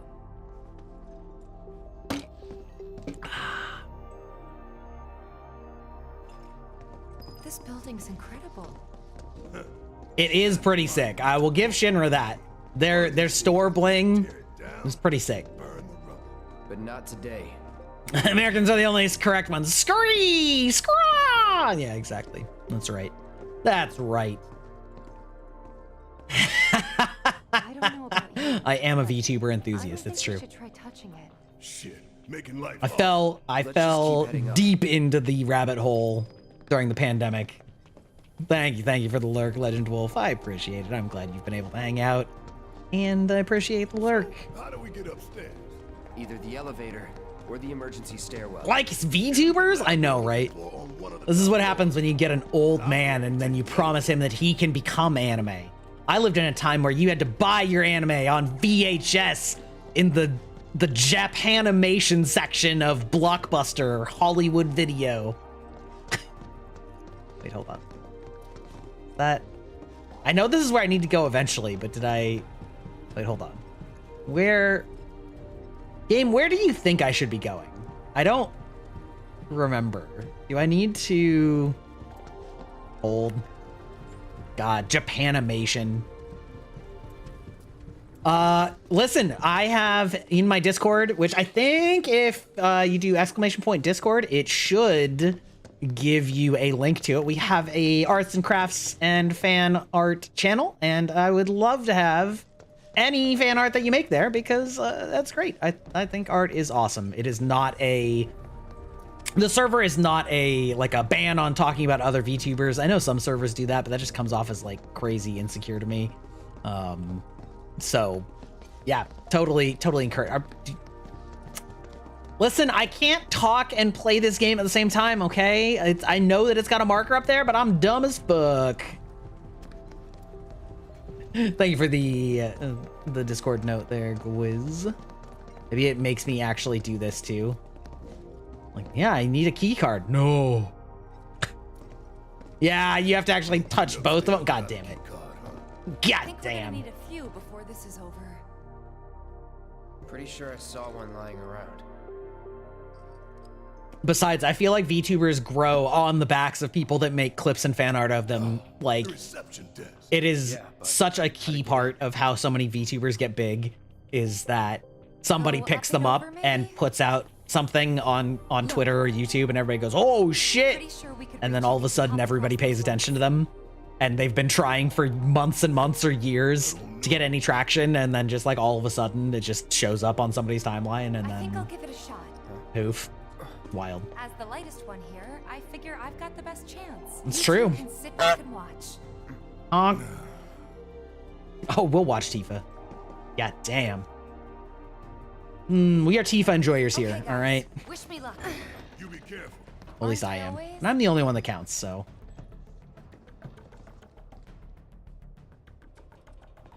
Yeah. It's one of those things that it's definitely not entirely luck. There is a lot of skill that goes in and knowledge that goes into being good at social media and marketing and all that stuff. But there is definitely a degree of luck in that you can repost the same thing that you reposted a month ago. Oh shit. Yoink. And it can just do way better or way worse. And I thought I was dead for if sure. it's the exact same content, you really can't attribute that to anything other than luck. And so I always view it as like luck is definitely involved, but you can influence your luck by increasing the number of polls you get. By being better and having more knowledge will increase your chances of being able to capitalize on that luck. And oh yeah, there it is. This is that one that AJ missed. This is one of the most missed weapons in the game. Over there is normally a weapon for Tifa, and if you don't go this way, you will go this way, which is, or if you don't notice that you can go over there, rather. It is extremely easy to miss that, and then if you miss it, it's just gone, and you can't go back. Hand over hand, huh? That's fine. Bring it on. Ooh, this music's kind of bopping. No. Anyway, yeah, it's wild though. I mean, like, and it's crazy how much exposure like that can just like make or break you. You know, I always go back to the example of Mega, aka Megalodon, And she's a great creator. Like, I'm not gonna pretend like it's, you know, and that's the other thing too, right? You can get lucky with exposure, but if you're not good at what you're doing, then it won't matter. But that doesn't mean that luck didn't play a big part. And like Mega, I looked at her stuff before she did her re-debut, and she basically, her average numbers were somewhere around what mine are right now, like 8 to 12 to maybe 15 CCV. And her model reveal stuff got, I would say, pretty similar traction to what mine ended up with for a while. And then she like reposted it one more time, and then that one got hundreds of thousands of impressions. The same content, just like caught the attention one more time. And then her debut hit, and she had fucking 400 people show up to it. And, you know, now she has a CCV somewhere in the 500 to 1,000 mark. But literally 3-4 months before that, when she was streaming on her old model, you know, she had 10 to 15. And it's just crazy to look at that and look at how many people are grinding and could be huge if they just caught that attention at the right time. And, you know, like I said, that's not to minimize anything that Mega's done. I actually think it's kind of inspirational that you can look at somebody like that and be like, they weren't that far from where I am now. And then all of a sudden they just exponentially exploded. Yuji, what is up, bro? It has been a hot minute. Oh my God, I have to press a button. Oh my God. Yuji, how's it going? It's been a hot minute. How are you doing? You're playing Valorant. I see you wanted to hate yourself this evening. How did that go? How'd your games go? Were you pogging? We'll have to play again together sometime. Get a big stack of the you know, the OG VTuber crew. But yes, welcome in, Raiders. Thank you for trusting me with your community. And yeah, I think your Raiders know who I am. Grybach, digital vampire. Consumes digital content. Energy drinks. Elder gamer. Trying to get used to the knife you just bought. Oh, I see. I see you. I'll take it. I know how much those cost. So you can use that to look up what floor the He says as though he research didn't buy a cursed eldritch sword for like $30 just for the image. All of my skins in Valorant are purple because it's on brand. 65th floor looks like.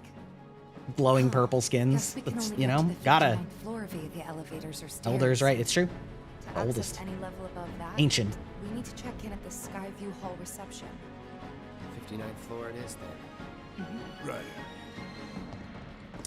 Wow. Yeah, that's right. Also, Yuji, has your Live 2D model progress coming? I know that kind of got like, oh, I almost made a huge mistake. Listen, we're doing the one thing. All of them are also sword. Yeah, exactly. I almost made a huge mistake. You can, in this part of the game, you can either go the side route. Wait, is that? Wait, hold on. Which one's the stairs and which one's the front? Yeah, that's the stairs. Okay. You can either go the front route and barge in, or you can take the stairs. And this was a choice in the original as well. And the stairs is way funny. So that's what we're doing here. Because, you know. You have got to be shitting me. Nope. We're a lot less likely to get caught this way. But Oh, it's finished since October? Fuck! Listen to me being out of whatever. Out of whatever. Listen, Boomer loses track of time, okay? Nothing to it. Well, at least it ain't a race. Small blessing. He says it's not a race, but I would like to... Oh, hold on. Okay, in this instance, I'm going to go back to the bat here because they introduced they put in a small mechanic here. Got an issue with an artist. And, yeah. Okay, so I mean, you're talking about like your like chibi version, or did you actually get your like full model one? They, in the bottom right, if you look by our names, they actually put what floor we're on. More security and restrictions. So they're like, it's not a race. Or is it? exhausted by the time we finally get to the top. Well, model's done. Let's fucking go, brother. Maybe we should take a quick break. Come on, Barrett.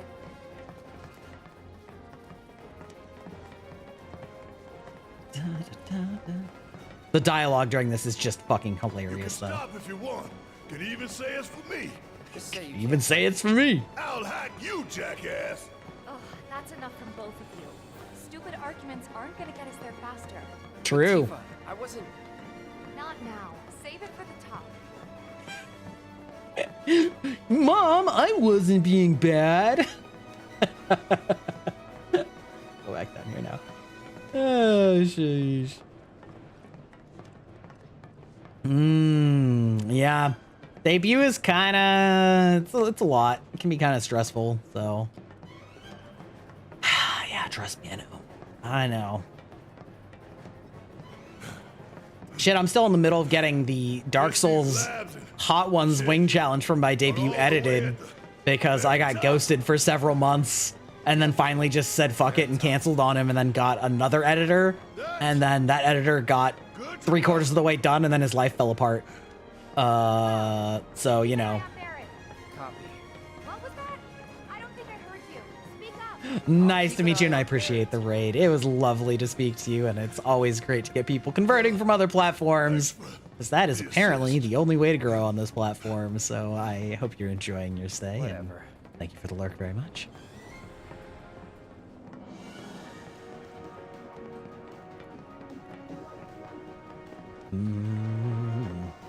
Oh, Stretch!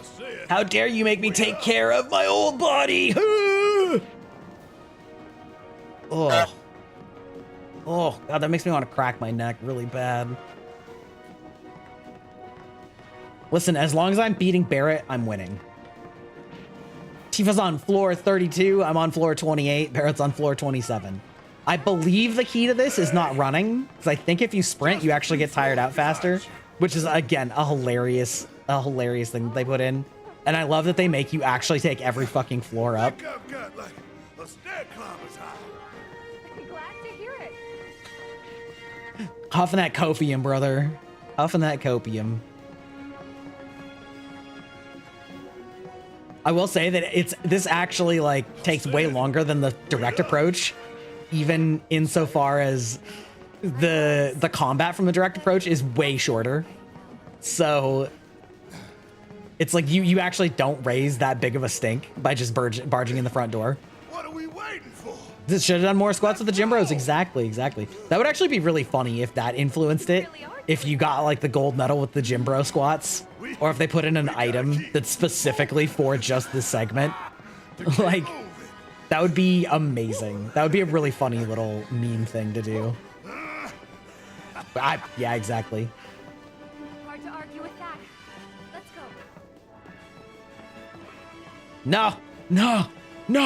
No, he's catching me.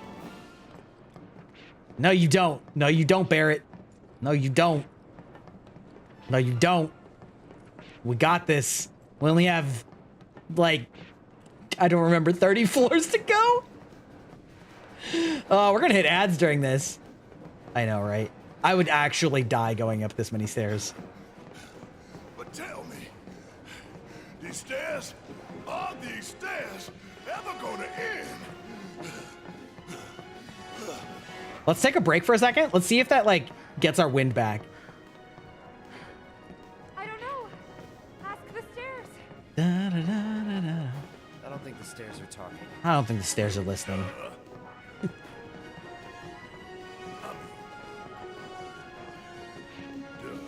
I was joking. That's enough from both of you. Sarcasm. It's so good. Holy shit. So funny. I love it. I love the banter. The banter and the bickering. Top tier. So apparently in the next game, they are introducing a relation link style system similar to Persona and other games that do that, where the more activities you do with various characters will build your bonds, which I think is really funny, actually. Like, Worst route ever. Give me a suicidal last stand. At least that'd have it in. Let's shut up. yeah, let's go.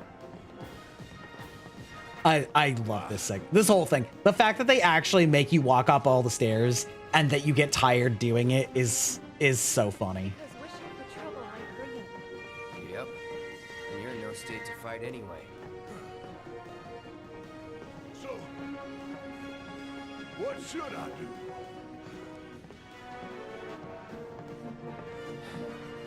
Shut up. Definitely. I absolutely could not walk up this many stairs without stopping. Like, no way. No world in which I walk up 60 or 70 flights of stairs. Like a coward. Yeah. Listen, we're cowards in this establishment, all right? All right?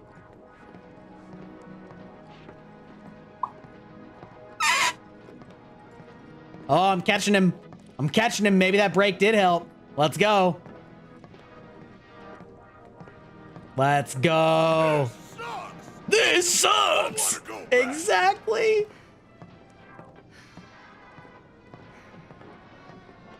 You want to go down all those Yeah, that stairs sounds about first, right. friend? True. Going downstairs. This reminds me of in college, my first week. I took a martial arts, like a mixed martial arts type of class where you like learn a bunch of different things. And the very first session that we had, it was just a pure high intensity training misery session. And I exercised so hard that I threw up. And after that, I literally could not safely walk downstairs for 3 days because my hamstrings got so beat up. And which is bad because I lived up a place that was probably 4 or 5 flights of stairs uphill and downhill. And the uphill was okay. I mean, it hurt, but the downhill, like the differential between the quads and the hamstrings, because my quads are dummy thick. But my hamstrings underutilized, and so I actually had to like grip onto the hand railing for dear life, or else I would fall down the stairs. And I had to make that climb several times a day for several days that I just physically like couldn't even do it. Oh man, good times. The real challenge starts now. Okay, let's go. Let's go. Let's go.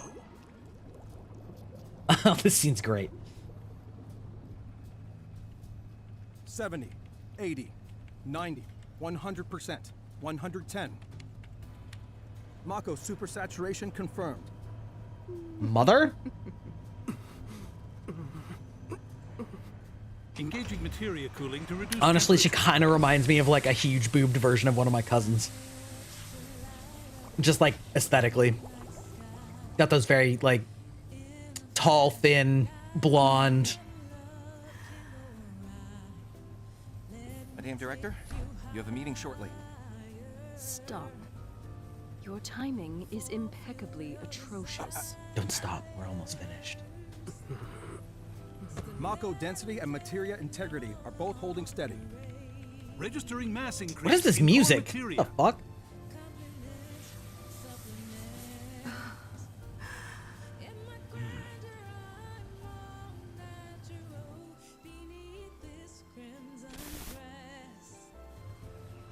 I'm sure it was nothing. Now, show me something truly exquisite. Oh, Contaminants registered. it's gonna bust. We're leaving. The fact that she has a man that she treats like a dog in a footstool. Registering crystallization Wild. within the reserve She's base. wildin'. The reaction's out of control! We have to stop it quickly! Clean up the mess, would you? Yes, exactly. So Clean up this the is mess. Skyview Hall, My huh? God. Bet this place My probably God. larger than All right, the ads should be starting in just a second, so it's gonna be time to take a break, take a stretch, go to the bathroom, become the greatest pee tuber that ever has existed. We'll just take a little look around this beautiful reception area. Again, quite a nice reception area for this awful evil megacorp. It's kind of beautiful. Hey, check it out. Come take a look, Cloud. That's right, Barrett's gonna make me do it. I forgot. Been a hot minute. Damn fools. Ones who come here at night to take in the view. So pretty and Really marvelous and obviously a beautiful. flat image in the background. But every little light burning bright runs off her blood.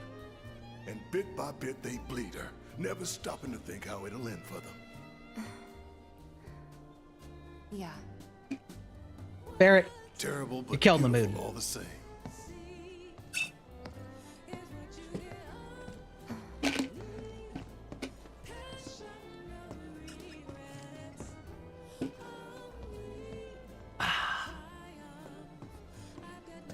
Take a nice little stroll through here, examine some of the lighting.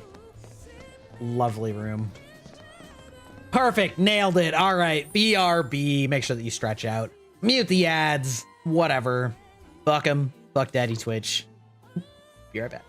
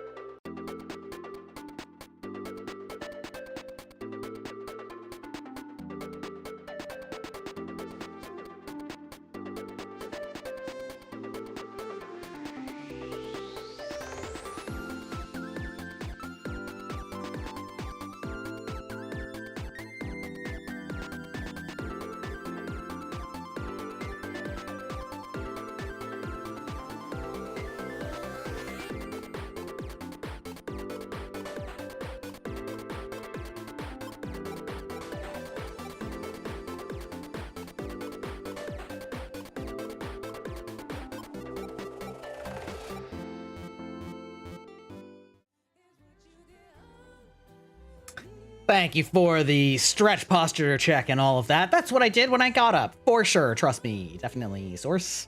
Nah, I got up. Welcome back. We are ascending the Shinra building. Da-da-dum. Da-da-dum. Go to the elevator hall. Let's go. Anyway, how are you doing this evening, Pumpkin Cat Nishi? Going down. Doors closing. Going down. Wait a minute. Is this the right way?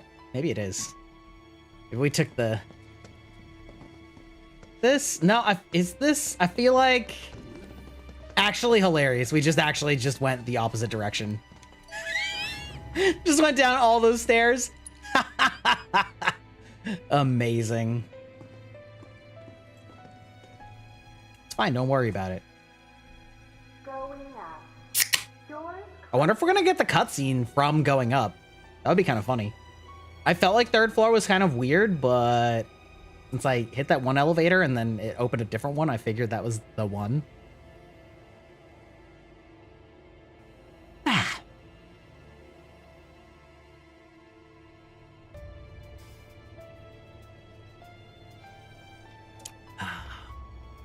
You'll love to see it. All right. Oh, okay. We just gotta talk to the hologram. Gotcha. You must be here for our grand tour. Visitors have access to floors 60, 61, 62, as well as floor 63. You will proceed in that order. Go in order. Floor, you will find a device that will allow you to update the key card in your possession, thereby allowing you to access the next floor. And now begins your grand tour. Please enjoy. You will proceed in the proper order. Why is this whole thing exactly? Got such a big pain in the ass? I don't know about you, but this is kind of weird. This is kind of weird. Think everything's going too well? Yeah, I do. Think this is a trap? Ha! If it is, then bring it on. Let's get this party started. True. I want to light my entire house like Shinra is lit. Beautiful. I don't even think you have a fight in this game if you go up the elevators. I think you just have an awkward encounter halfway up or something. How did you expect? In the original, I believe you did actually have a fight or two, but not really. I have not really gotten into smart home stuff because I don't want to deal with devices not talking to each other. You know what I mean? I feel like I already have to do that so much at work anyway. There's no telling what kind of damage there might be. But if you see anything out of the ordinary. Besides, did you guys hear that there was a giant fucking hacking attack involving electronic toothbrushes? Sorry to bother Not you, joking. Sir. No, it's fine. I've brought the damage assessment for Sector 7 you requested. Sir, perhaps you should try and get some sleep. No, not yet. I need to finish preparing. Exactly. That's exactly what I feel like, Torrid. I actually had that with a thermostat, where we had to replace it, and they were like, "Oh, do you want our smart thermostat that Bluetooth connects the sensors all over your house?" And I'm like, "No." It's beyond the pale. No, I don't. And they're like, "Are I would strongly really?" I'm like, "I want the dumbest heat sensor you have. I don't want Bluetooth connection problems between my thermostat and my heaters. Like, no, I don't want that. It's not gonna help. Like, the furnace only has one thing, and getting multiple temperature sensors in the house isn't going to, like, make it distribute the heat any better. It's just going to give, like, a different average temperature, but that's irrelevant to me because it's gonna feel the way it's gonna feel." Exactly. I'm not quite that bad, but that is basically where I feel. I'm like, But yeah, apparently, I haven't actually looked into the details about it, but apparently there was some big cyber attack involving, like, hacking the code on these electric toothbrushes that connected to your home network because they were smart devices. Because of course. You can learn all about our president, as well as the various. Yeah, my home is always an icebox. Biff_hardslab. If only you knew the truth. My home may be an icebox, but at least I don't have to deal with the unbearable heat of mediocrity that emanates from your presence. Holy shit! Fucking roasted Hex. Holy fuck. You didn't have to go after him that hard. Yeah, no, I mean, you're right. It is an icebox, but like, you know, I reset her personality, so yeah, kinda. I did tell her to be more of a bitch. Specifically to use off-brand heads. Yeah, right. God, I forgot that I was able to move. Anyway, you know, listen, our house isn't that cold. It's 67. That's perfectly reasonable temperature. Hey everybody, how's the grand tour? I hope you're all enjoying yourselves. We're not. We're not enjoying ourselves. Got DRM on a toothbrush. Exactly, dude. Like the fucking whole thing with Keurig, you know? It's printers all over again, and printers are already criminal. Like, oh yeah, we have to watch the whole presentation, I think.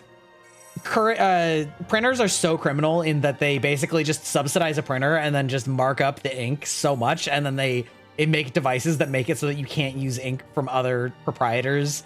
So they basically just get you by the balls and you just can't do anything about it. And it sucks so much ass. We starting crime. Oh god, giving me a headache. I like these little symbols that they have, but by giving you a closer look at each of our divisions. Each of our divisions. Be amazed because you simply won't believe all the exciting adventures we have here. It's true. It's true. But yeah, it's so annoying.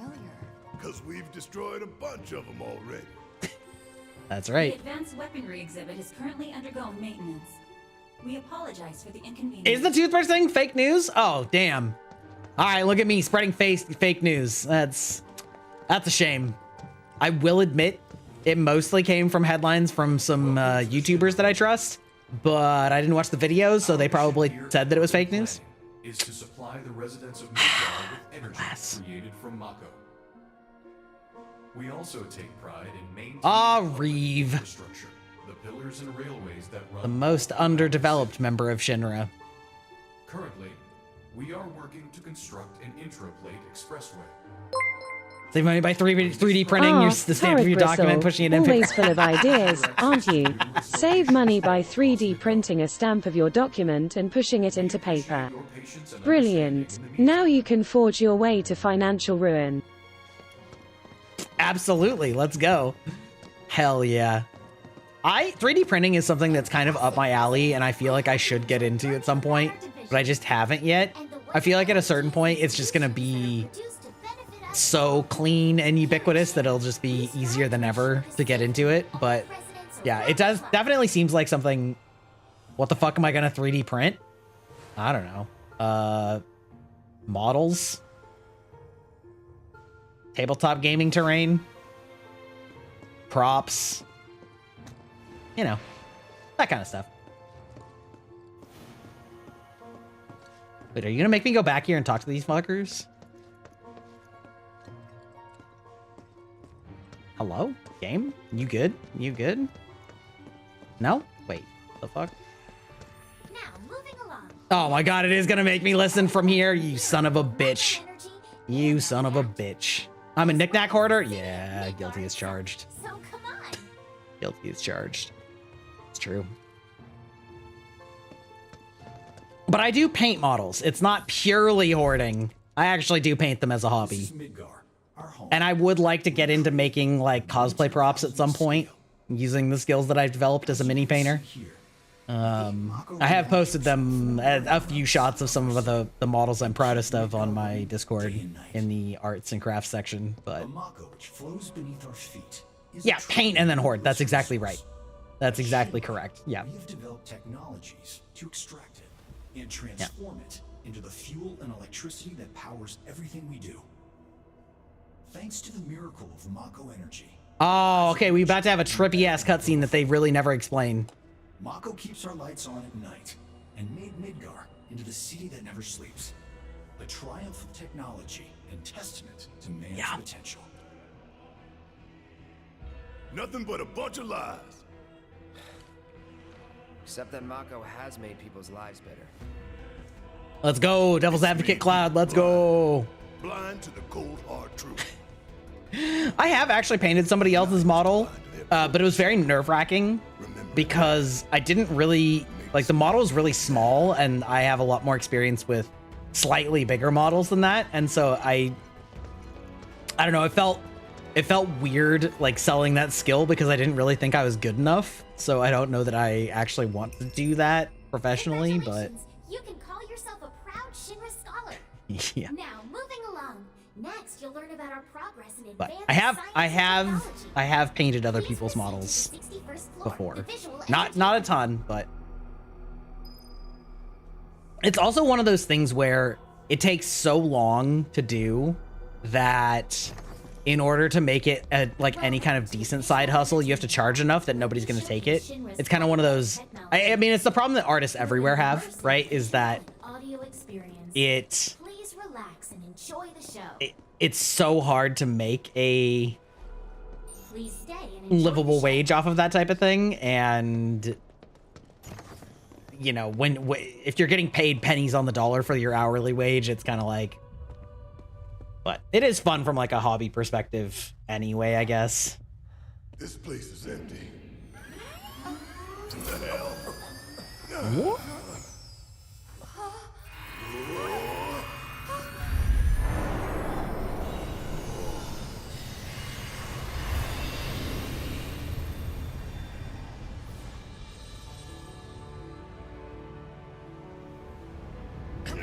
I suspect that those are user added and like they're just cleaning them up as they get to it rather than having an automatic ban on things. That would be my guess. Same with like the Baldur's Gate 3 voice. I would suspect that like it's just user added and then all of a sudden they're like, hey, wait a minute. We're already pioneering its use. Somehow they learned of the great reservoir of energy pulsing beneath their feet.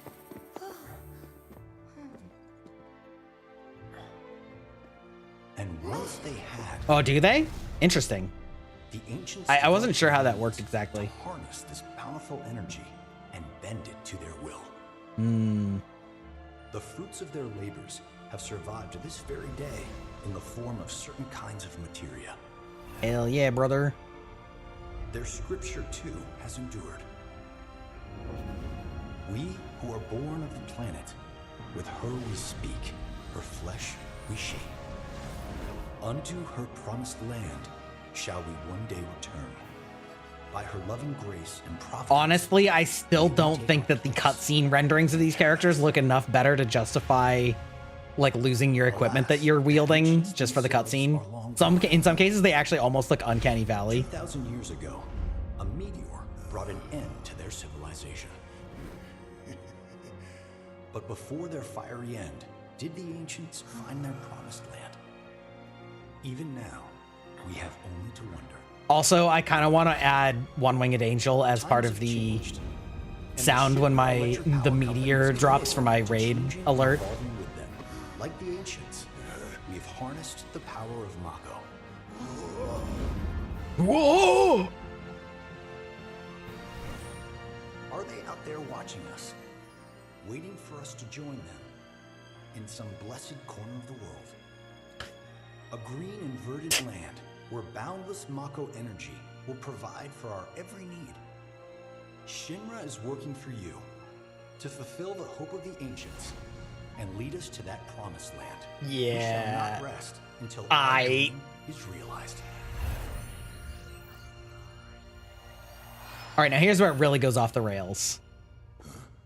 Which I don't actually really have much of a theory for. Yeah, big BP energy. Oh, give me that Nibelheim soundtrack.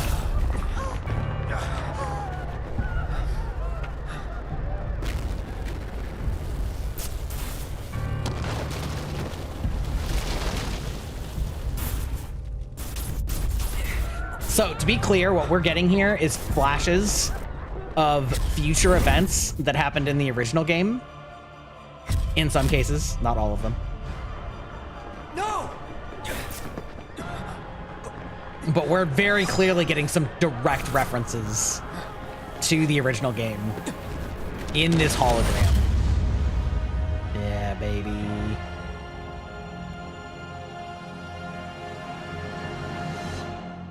Sephiroth. Oh, I forgot to do my Mako eyes. Mako eyes, whatever. Oh dear. A man of my refined taste running out of butter. Short of Guy's just the right level of clown. This tea might as well be boiled Yeah, with hot water. exactly.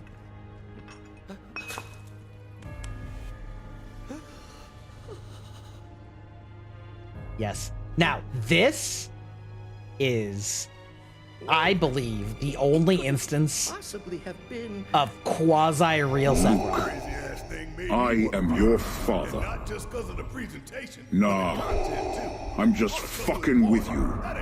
There ain't no fucking way a scrawny-ass twink like you came from my balls. Get a fuck of the year. Finna put the force up my own ass and stim my cyborg prostate. I would pay so much money for your shit. For this to be actual Darth Vader's voice line. Holy shit. Incredible. Incredible. I would pay so much money for that to be the actual voice. Somebody needs to edit that in to the scene. I am Congratulations. You can call yourself a proud Shinra expert. fucking twink. Your mission is to go out and tell everyone about the wonders of Shinra. Next, Oh, sheesh. Shinra's expertise. Amazing. Please make your way to the 60-second. I'm way more interesting of a character than you ever will be. But also, I totally don't understand how I get redeemed at the very last second and go to good guy Jedi heaven, even though I'm responsible for the deaths of millions. My name is Hart, and it's a pleasure to meet you. Literal fascist. I've come to escort you to Mayor Domino, per his request. The reference here that they keep calling Midgar a pizza, like on a platter, and the mayor of the pizza is Domino. That's some peak 90s Japanese reference shit that they can't get away with these days. Visual Entertainment Hall has been experiencing technical difficulties of late, and he suspected that these difficulties might impede your progress.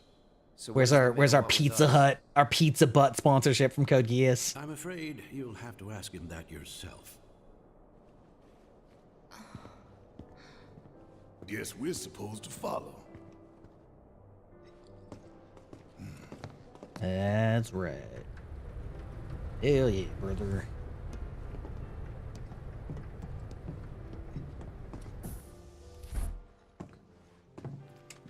Corporate's gonna need you to find the difference between these two pictures. They're the same picture.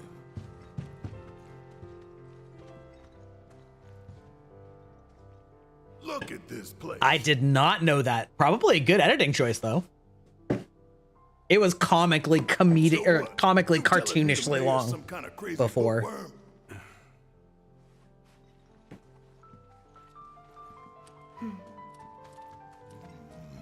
No.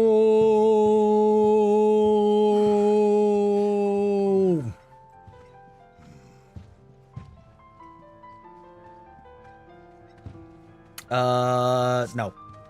No, I haven't. No, I haven't.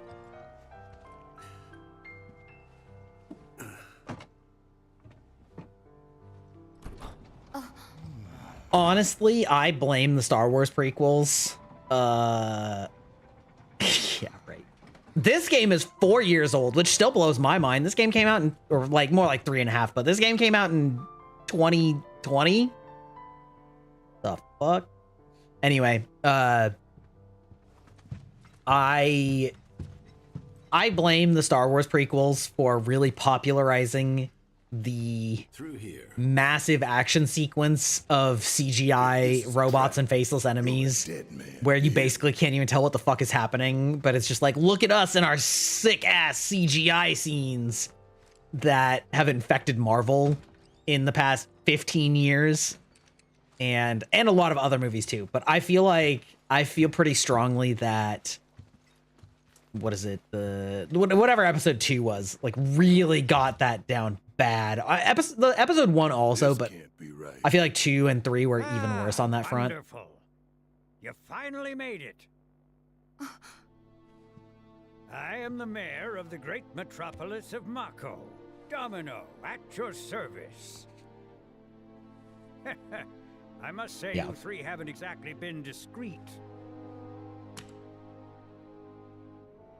Huh?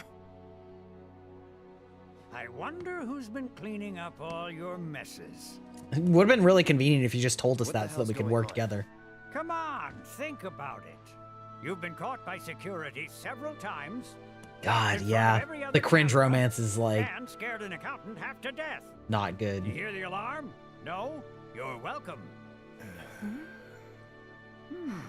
Also weird because Padme knew him when he was like 8. I am Avalanche's man on the like, inside. God damn. Say what? Is it really that surprising to you? You've seen where they put me. The mayor of the greatest city in the whole wide world, tucked away in a secret broom closet in the damned archives. Yeah, if they met when they were their current ages, it would be closer to reasonable. Like, probably still barely passing the half your age plus 7 rule, but like, just barely, but like, damn. We need to break into Professor Hojo's lab. What? Why? You mean you're not here to give President If Padme was a dude, there would be so much outcry about grooming. We're here to Like, save a friend who was just taken. saying. Just saying. Well, the president's gonna get his too, if I have anything to say about it.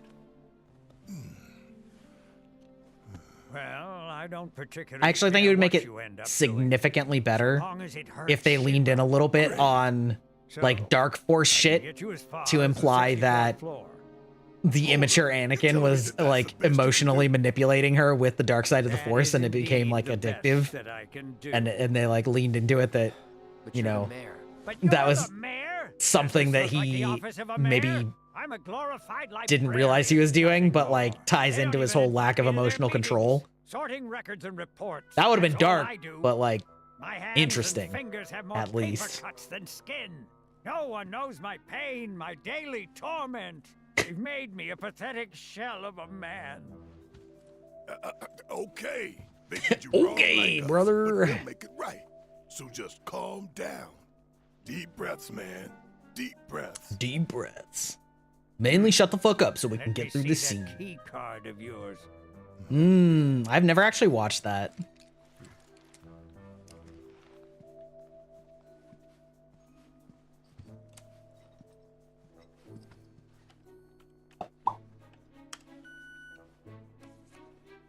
Here you are. You can now use it to access the recreational facility on the 63rd floor. Yeah, that would have been a lot better. Would have been a lot better. And then what are we supposed to do? You look for a fellow Avalanche collaborator. Identify yourselves and he'll give you a key card to the 64th. The countersign is, the mayor is the best. The mayor is the best. There is nothing less. Let's go. Everyone says he's cooler than the rest. The Clown Wars? Oh, I didn't notice that either, but that's a great typo. They're like, God damn, you're cringe, brother. You should be a streamer. You can weaponize your cringe. Then you found your man. You got it? I got it. Oh, baby, I got it. This is another easy weapon to miss. I don't need to buy it because I already have it, but you have to talk to this guy again if you want the last weapon for Barrett. And then you have to buy it from him for 10k, but he doesn't tell you that it's a weapon. He just tells you it's something that'll help.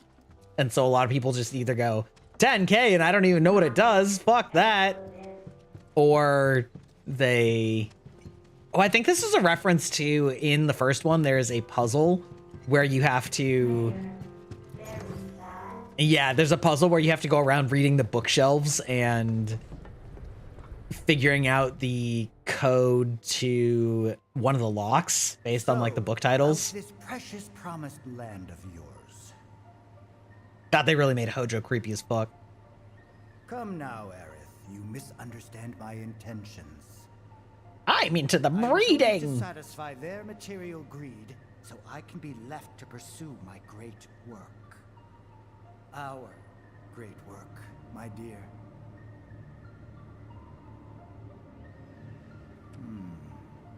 You're the spitting image of her now. I regret it to this day. If she had only trusted me instead of trying to run, it could have played out quite differently. What a terrible tragedy to lose the last pure-blooded angel. You see, Lando, your Cloud City is like a pizza. What? No, pizza. What the fuck do you mean? What's pizza? It's a crispy pancake with cheese, meat, and ketchup. Anyway, your Cloud City is like a pizza. And the Galactic Empire is the pepperoni on top. Ha! It's a meat. It's a thinly sliced, spicy sausage. Like a peppery bologna. Don't you fucking dare ask me what bologna is. Don't you fucking dare. You are bologna. Your whole shit is bologna. This is why I changed the fucking deal. Not enough choking. Not enough choking. And there it is. Yeah, I actually disabled a bunch of stuff in Tangia. I'm not sure if I'm gonna keep it in the long run. Time for yet another meeting. Just, yeah, I don't know. I haven't decided. It definitely makes me lose my train of thought.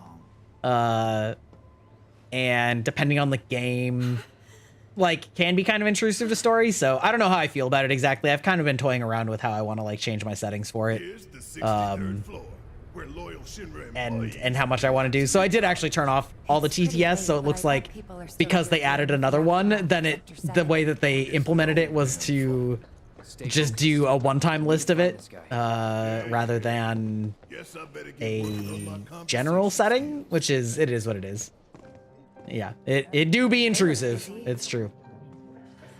Plate did just fall. Seeing them like this somehow makes me feel a little bit better.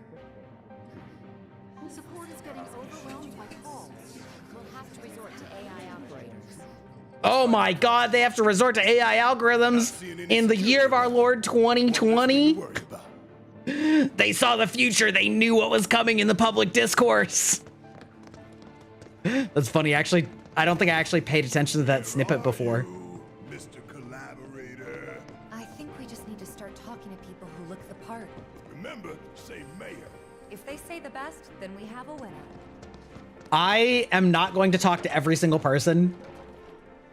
Oh, okay. Good to know. I'm gonna talk to the one interaction that I think is funniest. Hello there. So, what'll it be for you today? The mayor. Mayo? Sorry, we don't have any here. It's a bit of a stretch, but it is kind of funny. The mayor. We don't have any mayo. Would have been better if he said it with an accent like the mayor. The hell's that? Combat sim. I don't know why I like that one so much, but There's training in that thing. You work here? I don't recognize you. Can I help you with something? The mayor. I'm just gonna go straight for the answer. It's the best. It's the I was best. told to expect you. Need access to upper floors, right? That's right. That's right. Before I trust Yeah, you with that's this key right. card, I need to see what you can actually do. Yeah, I gotta do the combat training, yada You know yada. what would happen if you got caught. We're putting our lives on the line here. Prove you're worth it. We have a state-of-the-art combat simulator.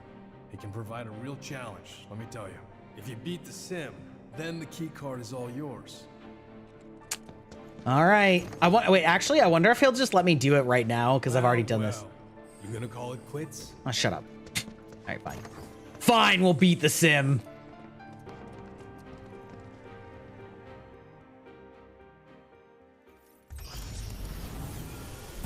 All right, we'll do our little combat sim here. Should be easy. 3-person team versus mayor is best, baby. Yeah. Great. Easy. Oh yeah, this is easy. Easy fight.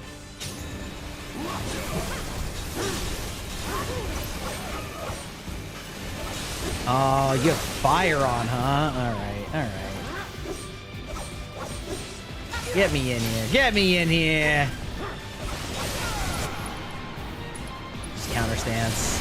Yeah, baby. Focus thrust on him here twice.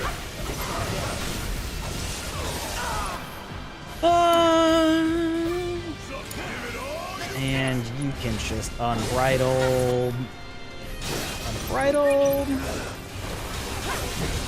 Suck on this. Boop. And Star Shower.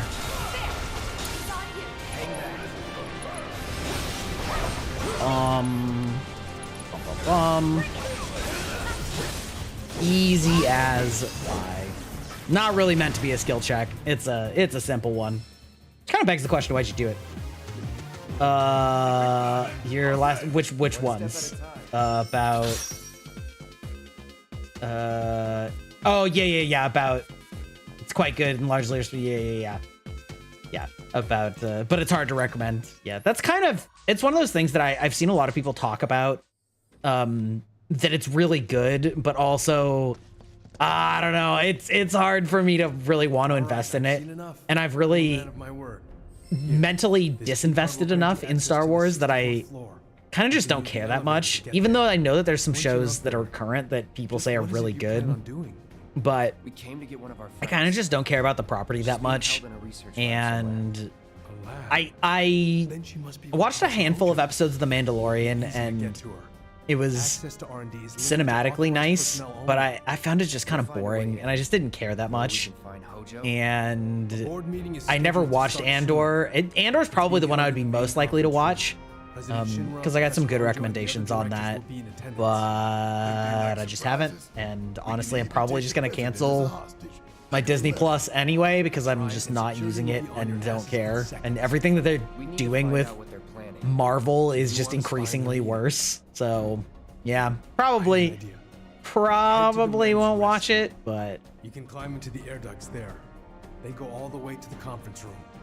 Thanks for the tip. Yeah, I think I saw some people talking about how, like, in the reverse of that, right? In those things where they're like, oh, this is from, like, this fits into, you know, the Clone Wars and yada yada. I'm like, yeah, okay, well, I mean, I guess that's nice for the canon. Now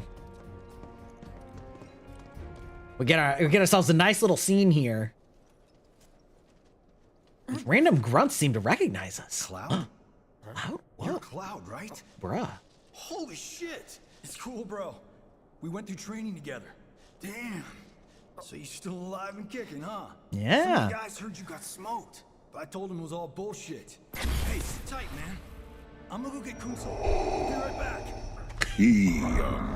Star Wars. No. Nakiko. Start Wars. Woman.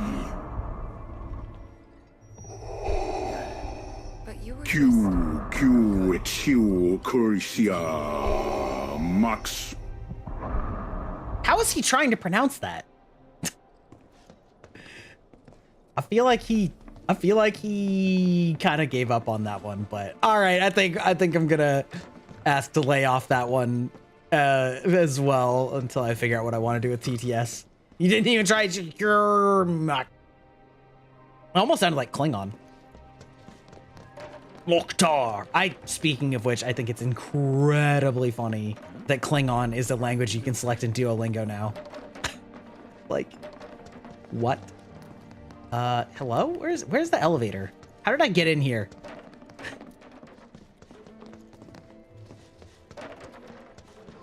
I came in like right by this tree. Is it right?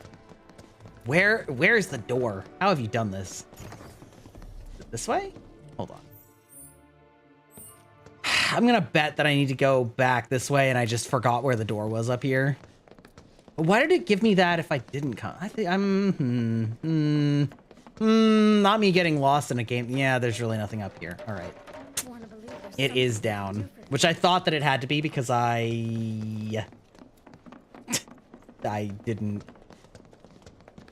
I knew that you had to get that cutscene interacting with your old buddies, and I couldn't figure out how they would have done that if you didn't have to go back downstairs. Yeah, there we go. Ah, there's the president, the anime schoolboy principal. Rock solid. Just get him. Come on, Barrett. Anti-Avalanche conspiracy wholeheartedly. I've almost come to believe it myself. Wutai's response? So far, nothing. And if those cowards do react, all the better for us and our story. I do agree that Then we shall lower stakes stories are a much better direction for them to lean into, for sure. There was one other matter. Honestly, even though it wasn't the best, I didn't even hate, like, Solo, you know? Well, Torrid Gristle, looks like someone's having a bit of a culinary meltdown. Can't say I relate to your food frustrations, but hey, we all have our issues. Maybe take a break from eating and drinking if it's causing you such agony. Problem solved. Hojo should be at that board meeting, so that'll buy us some time. That's not quite bitchy enough, Hex. Just right. Although she did kind of just give you a skill issue. Skill issue, brother. Baby, just don't do that. That's a Grybot kind of answer. Maybe just don't do that. Skill issue, bro. Skill issue, bro. Thank you. That's right. Little bit of recon. Need to find a way to infiltrate that room. Oh, we'll infiltrate that room, all right. We just gotta find that bathroom so we can get into the air duct. Ask anyone here. They can point us in the right direction. Oh, side note, I forgot about this. Like, this just triggered a core memory about this game. There was actually a bug in this section where when you got up in the bathroom, in the vent, it would crash when you like went past a certain room, and it hadn't auto-saved in a while, and so I lost a bunch of progress twice. You thought that I would have actually saved after the first time, you know, learned my lesson, but, well, I didn't, so. You're right.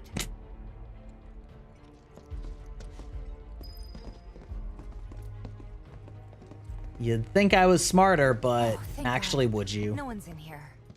Love to show them what the ones down below look like. Come on. Let's just find that duct. We're finding the duct, all right. Had a Final Fantasy 15 crash. That sucks.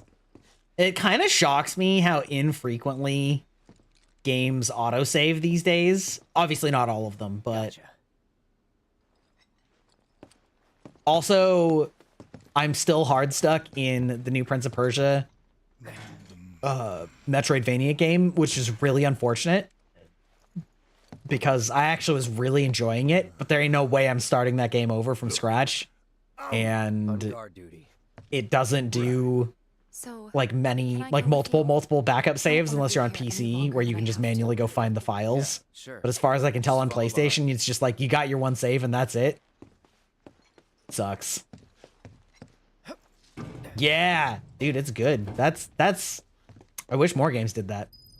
Plus it kind of fits into the whole like you can't save scum it, get over it, for the most part anyway.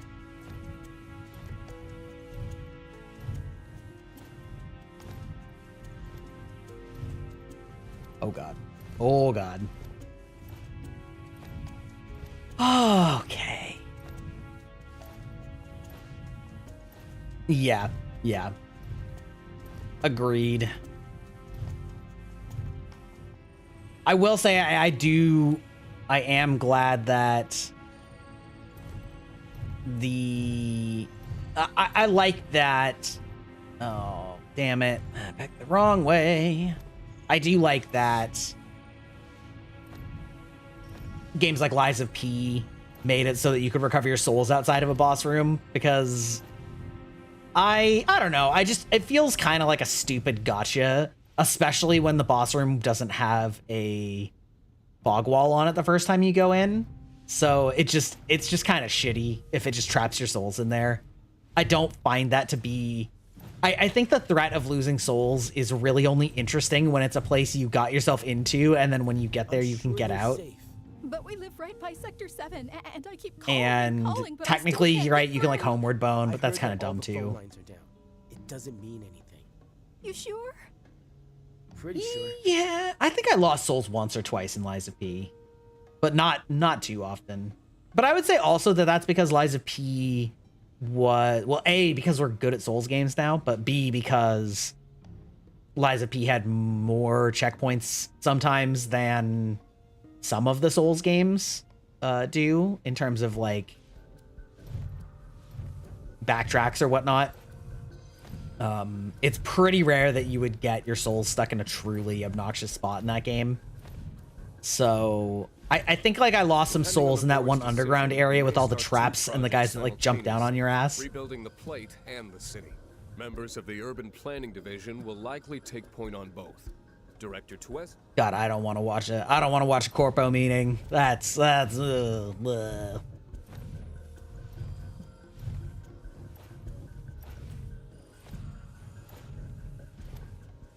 Yeah, exactly.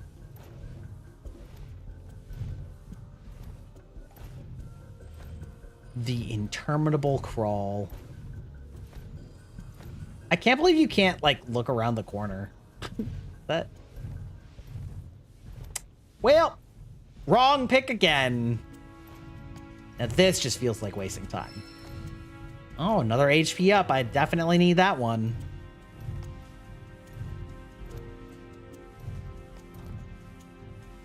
Yeah. There we go. All right.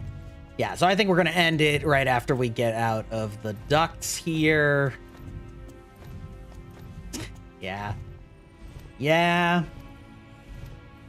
At least, like, full save corrupt, yeah. Like, maybe losing some time because of a corruption, but, like, having no backup, unless you're manually cloud backing up or something, is fucking wild. I'm telling you, I saw him. I saw him! With my own eyes, sauntering down the corridor. We don't have time for this nonsense. He was as close to me as you are now. The shock of it made me spill my tea. Enough already. If there are intruders in the building, my men will deal with them. But, Mr. President, sir, I swear to you. Reeve. Sir, I have the damage assessment for Sector 7, and I'm afraid the figures are catastrophic. Spare us the doom and gloom. Was there anything else? Well, sir, I've also drafted a reconstruction plan for... Not with the Ancient in our custody. Not with the Ancient in our custody. Yes. With respect, sir, I don't see how... words, Reeve. Neo Midgar. Yes, baby. Urban development. In their promised land, we will build a new Mako-powered metropolis. Mr. President, we still don't know for sure that the Promised Land even...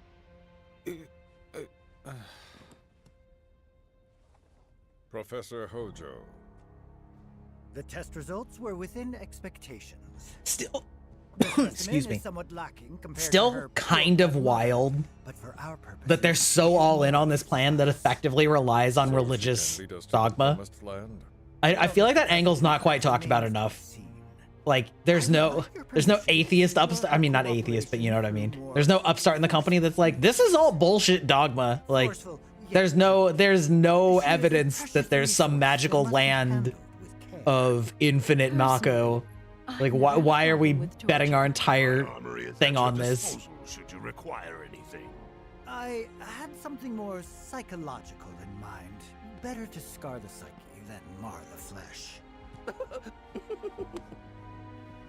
Yeah, I guess. Proceed as you see fit. Honestly, I feel like that would be a great angle for Rufus. You will not make the same mistake Yeah, that's twice. Is that clear? If I may, Mr. President, I have an idea how we might mitigate the risks. Simply put, we could have the Ancient reproduce. In the absence of a second specimen, we would need to identify an alternative mate. I would start with candidates from Soldier. These would, of course, include S and G types. Quite frankly, there's no telling what kind of properties a crossbred specimen might possess. So, what say you all?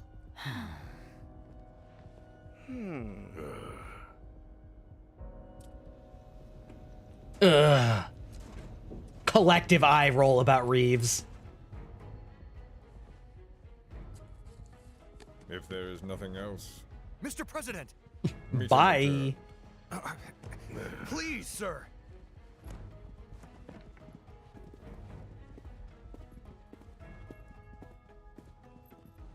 God, Hojo. Something stinks. Whoa, brother, you can't be saying that.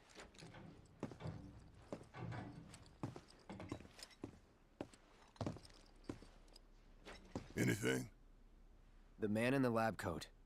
Head of R&D. We follow him. Okay. And then we kill him. Yeah, thank you, Barrett. Listen, I'm with you on this plan. That's the plan. Then we kill him. Yeah. Sounds great. Honestly, though, we could probably just get them all down. Whoop. Holy shit, they evacuated that post-haste. All right, we're going to save it here and call it. I think I'll probably... I don't know. It might be 2 streams to finish this game, but You forgot anything? That's a core plot point about her. Something stinks. Alrighty, thank you for joining me, everyone. We will be back on Friday, picking up where we left off here, and we will be finishing it either Friday or next Monday, and then we're gonna do the DLC, and then who knows? Probably Bloodborne until part 2 comes out. We'll just have to see how it all works out. We're gonna raid Kiri Star Year.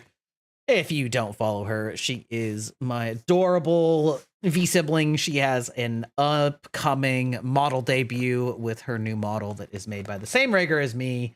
So make sure to show her some love.